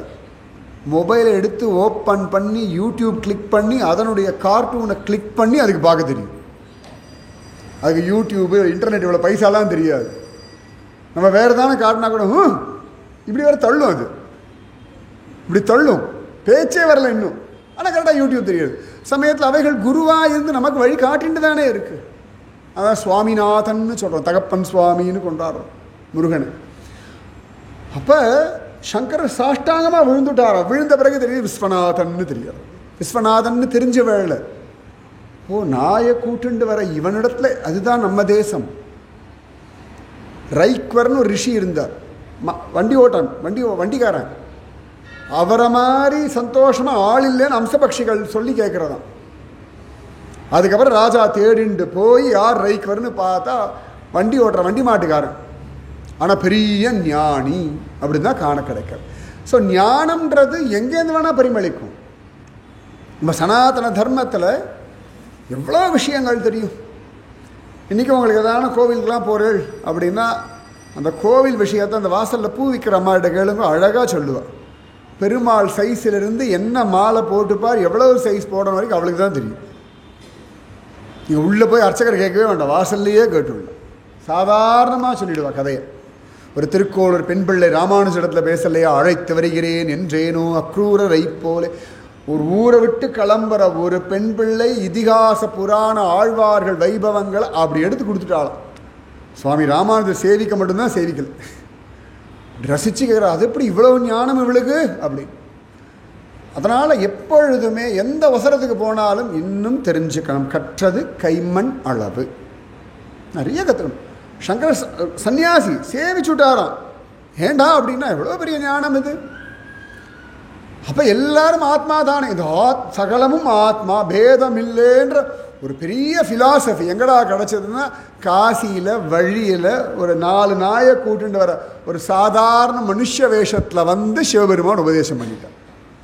அதுக்கு பெருசாக ஒரு ஏசி ரூம் போட்டு இவ்வளோ ரூபா பைசான்னு சொல்லி ஒரு 4 நாள் கோர்ஸுன்னு சொல்லி அதுக்கு ஒரு பெரிய பேரெல்லாம் வச்சு அதெல்லாம் ஒன்றும் பண்ணாமல் தெருவோரத்தில் வந்து சாதாரணமாக நாயை கூட்டுண்டு அழுக்கு உடம்போடு வந்து இப்படி முடியெல்லாம் களைச்சி விட்டுண்டு தூரின்னு சொல்றியே எதை சொல்கிறான்னு ஒரு கேள்வி கேட்டு எல்லாரும் ஆத்மாதான் பிரம்மம் ஒக்கட்டே பரபிரம்மம் ஒக்கட்டே அந்தரிக்கு ஸ்ரீஹரேஹே அந்தராத்மா சொன்னது அன்னமையா ஆதிவன் சடகோபஜியருடைய சிஷ்யன். அகோபில மடத்தினுடைய முதல் சிஷ்யன் யாருன்னா அன்னமையா தான்.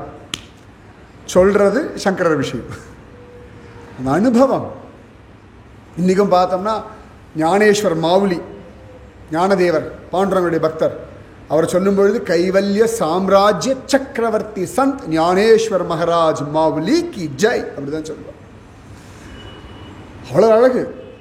இங்கே அத்வைத்தம் துவைத்தம் விசிஷ்டாத்வைதம் எல்லாம் ஒன்றோட ஒன்று பின்னி பிணைஞ்சுட்டு தான் இருக்குது. டிஃப்ரென்ஸ் ஆஃப் ஒப்பீனியன்ஸ் மட்டும்தான் இருக்குது. அதுக்கு மேலே சண்டைக்கெல்லாம் ஒன்றுமே கிடையாது. சண்டையெல்லாம் ஒன்றுமே கிடையாது. சும்மா விவரம் தெரியாது. ஃபேஸ்புக்கில் போடுற கூட்டத்தை பற்றிலாம் கவலைப்படாதீங்க. அதுகள் ஒன்றுமே தெரியாது. நித்தியானும் சொல்லிட்டு இருக்கும். நல்ல விஷயம் தெரிஞ்ச பெரியவாள்லாம் தேமேன்னு தான் இருக்கா. அத்தனை தூரம் அந்த சங்கரர் அந்த ஞானத்தை அடைஞ்சுட்டாராம். அவ்வளோ விசேஷமானவர். அவருடைய சிஷ்யர்கள் தான் பத்மபாதர், தோட்டகாச்சாரியார், அப்புறம் இன்னும் 2 பேர் யார், சுரேஸ்வரர், அப்புறம்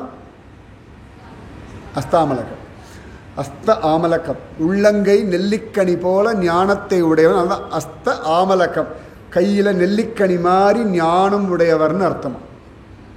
உள்ளங்கை நெல்லிக்கனின்னு சொல்லுவாங்க. அதுக்கு அவ்வளோ ஈஸியாக தெரியுமா அவருக்கு ஞானம்னா என்னன்னு தெரியுமா. அதில் அவ்வளோ அழகாக அந்த சனந்தனர் தான் பத்மபாதர். ஃபஸ்ட்டு சிஷ்யன் யாருன்னா அவர் தான் காண கிடைக்கிறது. அவருக்கு மேலே சில சிஷ்யாளுக்கெல்லாம் பொறாமல் வந்து கொடுத்தான். அப்போ சங்கரர் ஏ சனந்தா அப்படின்னு கத்தினாராம். கங்கை கரையில் அந்த பக்கம் இருந்துட்டு இருக்கானா. ஆச்சாரியன் கூப்பிட்டார் அப்படின்னு தோ வந்துட்டேன் குருநாதான்னு ஓடி வரணும். வழியில் பிரிட்ஜு இல்லை, ஓடம் இல்லை, குருக்கு விவஸ்தையே கிடையாது. இந்த பக்கம் இருக்கேன், அங்கேருந்து கத்தினா வந்துட முடியுமா? இந்த சமயத்தை நமக்கு தோணும் நம்ம குருமார்கள்லாம் கொஞ்சம் ப்ராக்டிக்கலி லாஜிக்கலி இந்த காலத்துக்கு ஏற்ற மாதிரி இல்லைன்னு நினச்சிட்டு இருக்கும். அவளை போல் ப்ராக்டிக்கலாக லாஜிக்கலாக யாருமே இல்லை. ப்ராக்டிக்கலாக லாஜிக்கலாக இருக்கிறதுனால தான் இந்த சந்நியாச ஆசிரமத்தை லைப்ரரியிலே போட்டு நம்ம வீட்டில் உட்காந்து பார்க்கும்படியாக பண்ணார்கள். அந்த அடாப்டபிலிட்டி இருக்குது ஆச்சாரிய புருஷாளுக்கு. இது எவ்வளோ ரகசியமான ஒரு விஷயம். இன்றைக்கி சர்வசாதாரணமாக லைப்ரரியில் இந்த நாஸ்திகன் ஆகாதவன் எல்லாம் பார்த்துட்டு இருப்பான். நீ என்ன வேணால் பாருப்பா, இதுதான் எங்கள் தர்மம்னு காட்டுற ஒரு தில்லு ஒரு திமிர் இருந்தது. ஒழிச்சு வச்சுக்காம எங்ககிட்ட ஒளிவு மறைவே கிடையாது. நாங்கள் யாரையும் ஏமாத்தலை. இது எங்கள் தர்மம், நாங்கள் இப்படி தான் ஃபாலோ பண்ணுவோம், இதுதான் சந்நியாச ஆசிரம ஸ்வீகரணம்னு சம்சாரிகளுக்கு அதெல்லாம் பாக்கியமே கிடையாது. நீங்கள் எத்தனை பேர் காஞ்சிபுரமே நேரம் போய் பார்த்துருப்பேன் சொல்லுங்க. அடுத்த நாள் ஃபோட்டோ வந்து இவர் தான் அடுத்த பீடாதிபதி அப்படின்னு சேவிச்சிருப்பேன் ஒழிய இந்த ஆசிரம ஸ்வீகரணம் எவ்வளோ பெரிய பாக்கியம். மகாபரிவாள்லாம் நம்ம பார்க்கல, சங்கரருடைய விஷயம்லாம் பார்க்கல. ஆனால் இன்றைக்கி உட்காந்து இந்த ஃபேஸ்புக் வாட்ஸ்அப் எல்லாத்துலேயும் லைவ் வந்து இப்படி தான் பண்ணுவாளோ, தலையில் சாலக்கிராமம் வச்சு அபிஷேகம். சாலக்கிராமம் தொடர்றதுக்கே யோசிப்போம் நாமெல்லாம் பூஜை பண்ணுறதுக்கு. இந்த சாலக்கிராமத்தை தலையில் வச்சு ஒரு அபிஷேகம் பண்ணி ஒரு சந்நியாச ஆசிரமம் அப்படியே கையை கூப்பிண்டு ஒரு ஆசிரமத்தை ஸ்வீகரிக்கணும்னா அத்தனை விசேஷம். சிங்கேரி ஆச்சாரியாளுடைய பூஜை அவ்வளோ அழகாக லைவ் காட்டுறாள். ஜம்முன்னு உக்காந்துண்டு சந்திரமு அங்கே போனால் கூட சந்திரமுழிச்சு எங்கேன்னு தேடின்னு இருப்போம். ஏதோ ஆச்சாரம் ஏதோ அபிஷேகம் பண்ணுறாரு மட்டும் தெரியும். அது கருப்பா சிவப்பா, அது தேவியா சாரதாவா லிங்கமா ஒன்றும் தெரியாது. டிவியில் உட்காந்து பார்த்தா அப்படி க்ளோஸ் அப்படி ஜூம் பண்ணி அப்பாடா கையை கூப்பின்னு இப்படி கண்ணத்தில் போட்டுக்க முடியறதுன்னா இந்த தைரியம் சனாதன தர்மத்துக்கு என்றுமே உண்டு. நம்ம ஆச்சாரிய புருஷாளுக்கு இருக்கிற கட்ஸ் இனி வேற யாருக்கும் கிடையாது. ஞாபகம் வச்சுக்கோங்க. அத்தனை தைரியம். சங்கரர் கூப்பிட்டுறாரு, அடே எங்க வாடா பயலன்னு. வந்தேன் குருநாதா, வழியில் கங்கையெல்லாம் தெரியலையாம். என் குருநாதர் கூப்பிட்டாச்சுன்னா சம்சார சாகரத்தையே கடந்து விடலாமே. குரு கிருப்பை இருந்தான் தோதானே, இத்தினோண்டு கங்கை தானே. வேகமாக ஓடி வராராம். அஷ்டமா சித்தியெல்லாம் ஒன்றும் தெரியாது, சங்கரர் தெரியும். ஒன்றுமே தெரிய வேண்டாம், ஆச்சாரியன் தெரிஞ்சால் போதாதா, வேற என்ன தெரியும். பாத்தாளாம் கங்கா மாதா, இப்படி ஒருத்தன் கிடைக்கிறது கஷ்டம், இவனை நான் தாங்குறேன்னு அவனோட ஒவ்வொரு அடிக்கும் ஒரு பத்மத்தை கொண்டு வந்து வச்சுட்டான். அதனால் பத்மபாதர்னு திருநாமம். ஆச்சாரிய கிருபை பார்த்துக்கோங்க. கங்கையில் கால் வைக்கிற இடம், நம்மளாம் கங்கையில் நம்ம வெழுக்குமா பார்த்துக்கோ, கை எவ்வளோ ஆழம் எல்லாம் கேட்டுட்டு இருப்போம். இங்கே ஒரு பயம் ஒன்றும் யோசிக்காமல் ஸ்ருதி ஸ்மிருதி புராணானாம் ஆலயம் கருணாலயம் நமாமி பகவத் பாத சங்கரம் லோக சங்கரம் சங்கரா அரஹர சங்கர ஜெய ஜெய சங்கரன்னு ஓடி வந்ததுக்கு கங்கை இவனுடைய திருவடி என் மேலே படுறதேன்னு தாமரையை வச்சு அப்படி தாங்கிட்டாள். மற்ற சிஷ்யாலாம் அசந்தே போயிட்டா.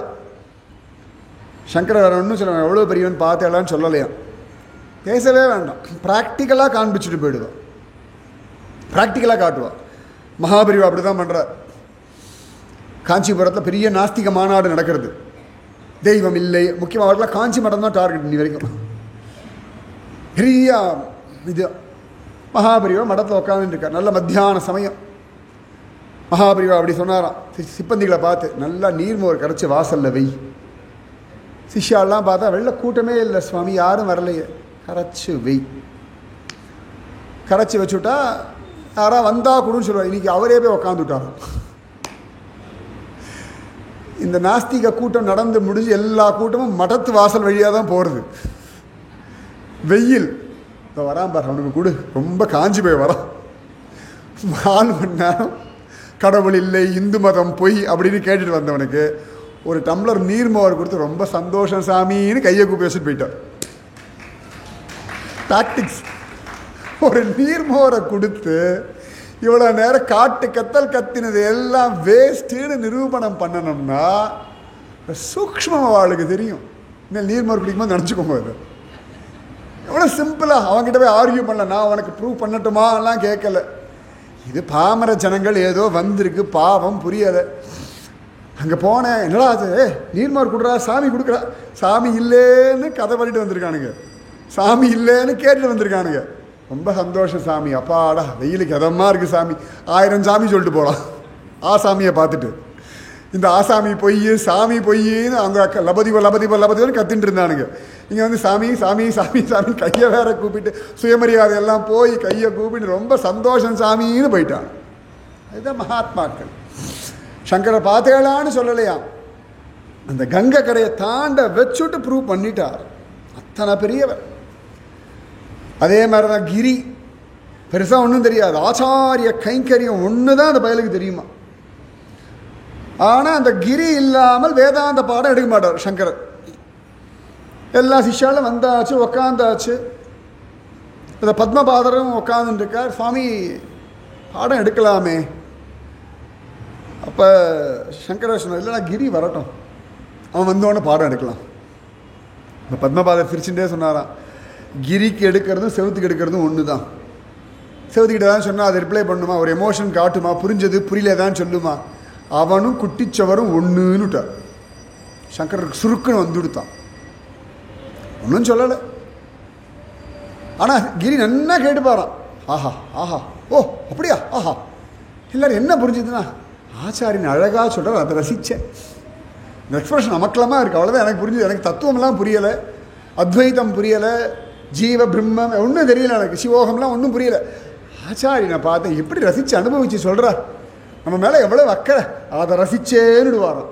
அதெல்லாம் எல்லோரும் இப்படி கிண்டல் பண்ணிட்டு இருந்தா இங்கிருந்தோ வந்துட்டானோ. பவசங்கர தேசிகமே சரணம், பவசங்கர தேசிகமே சரணம். தொட்டகாஷ்டகம் பாடிண்டு வந்துட்டான் கிரி. அது வரைக்கும் சம்ஸ்கிருதம்லாம் தெரியாது, அப்படியே வந்துட்டானா. வாத்சல்யத்தோடு இருக்கார். என் குருநாதன் போல யார் உண்டு குரு புங்கவ, எவ்வளோ பெரியவர், எனக்கு கிருபா பண்ணிட்டாரு. பவசங்கர தேசிகமே சரணம். என்னெல்லாம் இந்த மூடனை கூட பேச வச்சுட்டாரேன்னு ஓடி வந்துடுத்தான். அழுதுண்டே வரான். கேட்ட உடனே பத்மபாதெல்லாம் திரும்பி பார்க்குறாரு. இவனுக்கு என்ன, அதுவும் தோட்டகம்ன்றது ஒரு மீட்டர், இத்தனை அக்ஷரம் இருக்கணும். நமக்கெல்லாம் அனுஷ்டுப், இந்த பகவத்கீதை ராமாயணம் இதெல்லாம் அனுஷ்டுப் சந்தக சொல்லுவோம் இல்லையா, விஷ்ணு சார் அனுஷ்டுப் சந்தக சந்தஸ், ஒரு 8 அக்ஷரம் சேர்ந்து அனுஷ்டுப் சந்தக. தர்மக்ஷேத்ரே குருக்ஷேத்ரே சமவேதா யுயுத்சவ மாமகா பாண்டவாச்சைவ கிம குர்வத சஞ்சய. இப்படி 8 அக்ஷரமாக பிரித்து சொன்னால் அதுக்கு அனுஷ்டுப் சந்தன்னு பேர். நம்ம ரொம்ப ஈஸியான அனுஷ்டுப் சந்தனா ராமாயணம், சகஸ்ரநாமம், பகவத்கீதை இதெல்லாம் தான். பாகவதம் அனுஷ்டுப் சந்தது ஆனால் சமயத்தை கொஞ்சம் குழப்பி விட்டுடும். பட் ஆனால் மெயினாக அதான். இந்த தோட்டகம்லாம் நிறைய அக்ஷரம், இவ்வளோ சிலபல் சேரணும்னு இருக்குது. காயத்ரி சொல்கிறோம் இல்லையா, 24 அக்ஷரங்கள் சேர்ந்து காயத்ரி மீட்டர் அது. அந்த மாதிரி அனுஷ்டுப், திருஷ்டுப் இப்படியெல்லாம் உண்டு நம்ம சொல்லும்பொழுது. அதில் தோட்டகம்னு ஒரு மீட்டர். அதை சொல்லிட்டு வந்துவிட்டான். வந்து அப்படியே காலில் விழுந்துவிட்டான். பத்மபாதெல்லாம் நடுங்கிட்டார். முட்டாள்னு சொன்னோமே. சங்கர கேட்ட என்னடா அது தெரியல குருநாதா, திடீர்னு அது பாட்டுக்கு வந்துட்டுருக்கு. அப்படியே சொல்லிகிட்டே வந்தேன். ஆனால் ஒன்று தெரிஞ்சது, பவசங்கர தேசிகமே சரணம், சத்குருநாதா பாகிமான்னு வந்து விழுந்துட்டேன்னுட்டாராம். அவர் தான் தோட்டகாச்சாரியர். தோட்டகம் மீட்டரில் தோட்டகாஷ்டகம் பாடினதுனாலே தோட்டகாச்சாரியன். இன்றைக்கும் ஜோஷி மட் இருக்கு இல்லையா, இது பத்ரிநாத் போகிற வேளை ஜோதிர் மட்டம். அந்த ஜோதிர் மடத்தினுடைய முதல் ஆச்சாரியன் தோட்டகாச்சாரியர் தான். இன்றைக்கும் தோட்டகாச்சாரியர் பூஜை பண்ண சிவலிங்கம் அங்கே இருக்குது, குகை இருக்குது. அது மாதிரி தான் மண்டன மிஸ்ரர், உபய பாரதி தம்பதி அவ்வளவு அழகாக உலகத்தில் காமத்தில் பிஹெச்டி பண்ண ஒரே ஒருத்தர் சங்கரர் தான். எந்த காமத்தில் எல்லாரும் வழிக்கு விழுந்துட்டு இருக்கோமோ அதை போய் ரிசர்ச் பண்ணி அதை பற்றி பேசிட்டு திரும்பி அப்படியே சந்நியாசத்தில் இருக்க முடியும்னா என்ன ஒரு மனப்பக்குவம் இருக்கணும். அவர் தான் சுரேஸ்வராச்சாரியா, மண்டனமிஸ்வர் தான் சுரேஸ்வராச்சாரியா ஸ்ருங்கேரி ஆச்சாரியன். இதை சொல்கிறது எதை விடுறது? நீங்கள் பத்ரி சேவிச்சுட்டு இருக்கோம், பத்ரிநாதன் இருக்கான், கேதாரநாதன் இருக்கான் அப்படின்னா சங்கரர் தான் காரணம். திருச்செந்தூர் இன்றைக்கும் இருக்குன்னா சுப்பிரமணிய புஜங்கம் காப்பாத்தின்னு இருக்கு. மகாயோக பீட்டே தட்டே பீமரத்யா வரம் புண்டரீகாய தாத்தும் முனீந்திரைகி சமாகத்ய திஷ்டந்தம் ஆனந்த கந்தம் பரபிரம்மலிங்கம் பஜே பாண்டுரங்கம். பாண்டுரங்காஷ்டகம் சங்கரர் சொல்கிறார். மகாயோக பீடத்தில் அப்படி ஜம்முன்னு ஜோதி ஸ்வரூபனாக நிற்கிறானே பரபிரம்ம லிங்கம் பஜே பாண்டுரங்கம். ஜெகநாதனுக்கு ஒரு அஷ்டகம், ரங்கநாதனுக்கு ஒரு அஷ்டகம், கங்கைக்கு ஒரு அஷ்டகம், யமுனைக்கு ஒரு அஷ்டகம். பாடாத விஷயம் பாக்கி கிடையாது. நல்ல விஷயம் தெரிஞ்சவாளுக்கு அத்வைதம்னு பெரிய ஃபிலாசபி. ஒன்றும் தெரியலையா, நீ பாண்டுரங்க அஷ்டகம் சொல்லு. ஸ்வம் விஷ்ணுக்கு வஷத்காரகன் ஜபி. அதுவும் புரியலையா, பஜகோவிந்தம் பஜகோவிந்தம் கோவிந்தம் பஜ மூடமதே. ஒரு எல்கேஜி குழந்தைக்கு பஜகோவிந்தம் நம்மளாம் எல்கேஜி தான், பெருசாக நினச்சிக்கப்படாது. கோவிந்தனை பஜனை பண்ணுன்னு அப்படி. இதில் இன்னும் பெருசாக எனக்கு இன்னும் புரியணும் நான் டுவாலிட்டி அத்வைதம் புரியணுமா, அதுக்கு அவ்வளோ வியாக்கரணங்கள் வியாக்கியானங்கள். எந்த லெவலில் நீங்கள் ஆசைப்படுறீங்களோ அந்த லெவலுக்கான விஷயத்தை சொன்னவர் ஆதிசங்கர். எல்லாரும் கடன்பட்டிருக்கோம். வைஷ்ணவாவளோ யாராக இருந்தாலும் சரி, சங்கரர்னாலே தான் இன்றைக்கி கோவில்கள் இருக்குது, சங்கரர்னாலே தான் சகஸ்ரநாமம் இருக்குது, சங்கரர்னாலே தான் ராமாயணம் ஜீவிச்சுருக்கு, சங்கரர்னாலே தான் எல்லாமே இருந்துட்டு இருக்குது. அதனால தான் சுவாமி ராமானுஜர் பத்ரிகாசிரமத்தில் முறையை மாற்றலை. இன்றைக்கும் பத்ரிகாசிரமத்தில் சங்கர சம்பிரதாயப்படி அழகாக கேரளாலேருந்து போகிறவர் மட்டும்தான் பூஜை பண்ண முடியும். அவர் வச்சது தான் சட்டம். இன்றைக்கும் பத்ரிநாத், கேதார்நாத், கங்கோத்ரி, யமுனோத்ரி எல்லாம் சங்கரால் மட்டும்தான் ஜீவிச்சுண்டு இருக்கு. ஒரு பெரிய டிவோஷனல் சுனாமி அப்படி தான் நான் சொல்லுவேன்.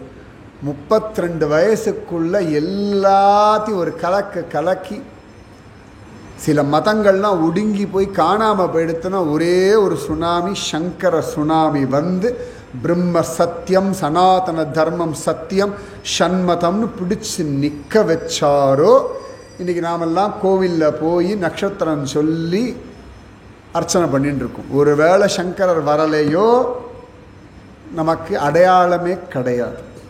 நமக்கு இந்துன்ற ஒரு அடையாளம் இருக்குது அப்படின்னா சங்கரம் லோக சங்கரம். ஸ்ருதி ஸ்மிருதி புராணானாம் ஆலயம் கருணாலயம் நமாமி பகவத் பாத சங்கரம் லோக சங்கரம். இப்படி 2 நாளாக தெய்வ பிறவிகள்னு சங்கரர், ராமானுஜர் இவா 2 பேரையும் அனுபவித்தோம். ஃபேஸ்புக்கில் கூட என்னோட ஒருத்தர் கேட்டார், வை நாட் மத்வாச்சாரியார் அப்படின்னார். நான் சொன்னேன் சங்கர ஜெயந்தி ராமானுஜ ஜெயந்தி, அதனால 2 பேர் இன்னொரு சந்தர்ப்பத்தில் நிறைய இருக்குது, கொட்டி கிடக்கு சம்பிரதாயம். சைத்தன்ய மகாபிரபு விஷயமாக அது தனியாக இருக்குது, பாண்டுரங்க பக்த விஜயமாக அது தனியாக இருக்குது, ஜெகநாத பக்தியாக அது தனியாக இருக்குது, குருவாயூரப்பன் பக்தர்களாக தனி. அனுபவிக்கிறதுக்கு ஆயுசும் ஆரோக்கியம் மட்டும்தான். திரும்பி எப்போ ராமன் நினைக்கிறானோ அப்போ கூடியிருந்து குளிர்வோம். ராதே கிருஷ்ணா.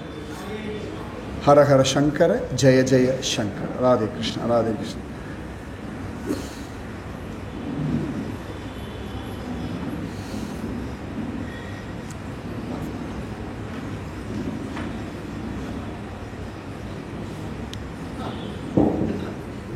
ஒரு 1 நிமிஷம்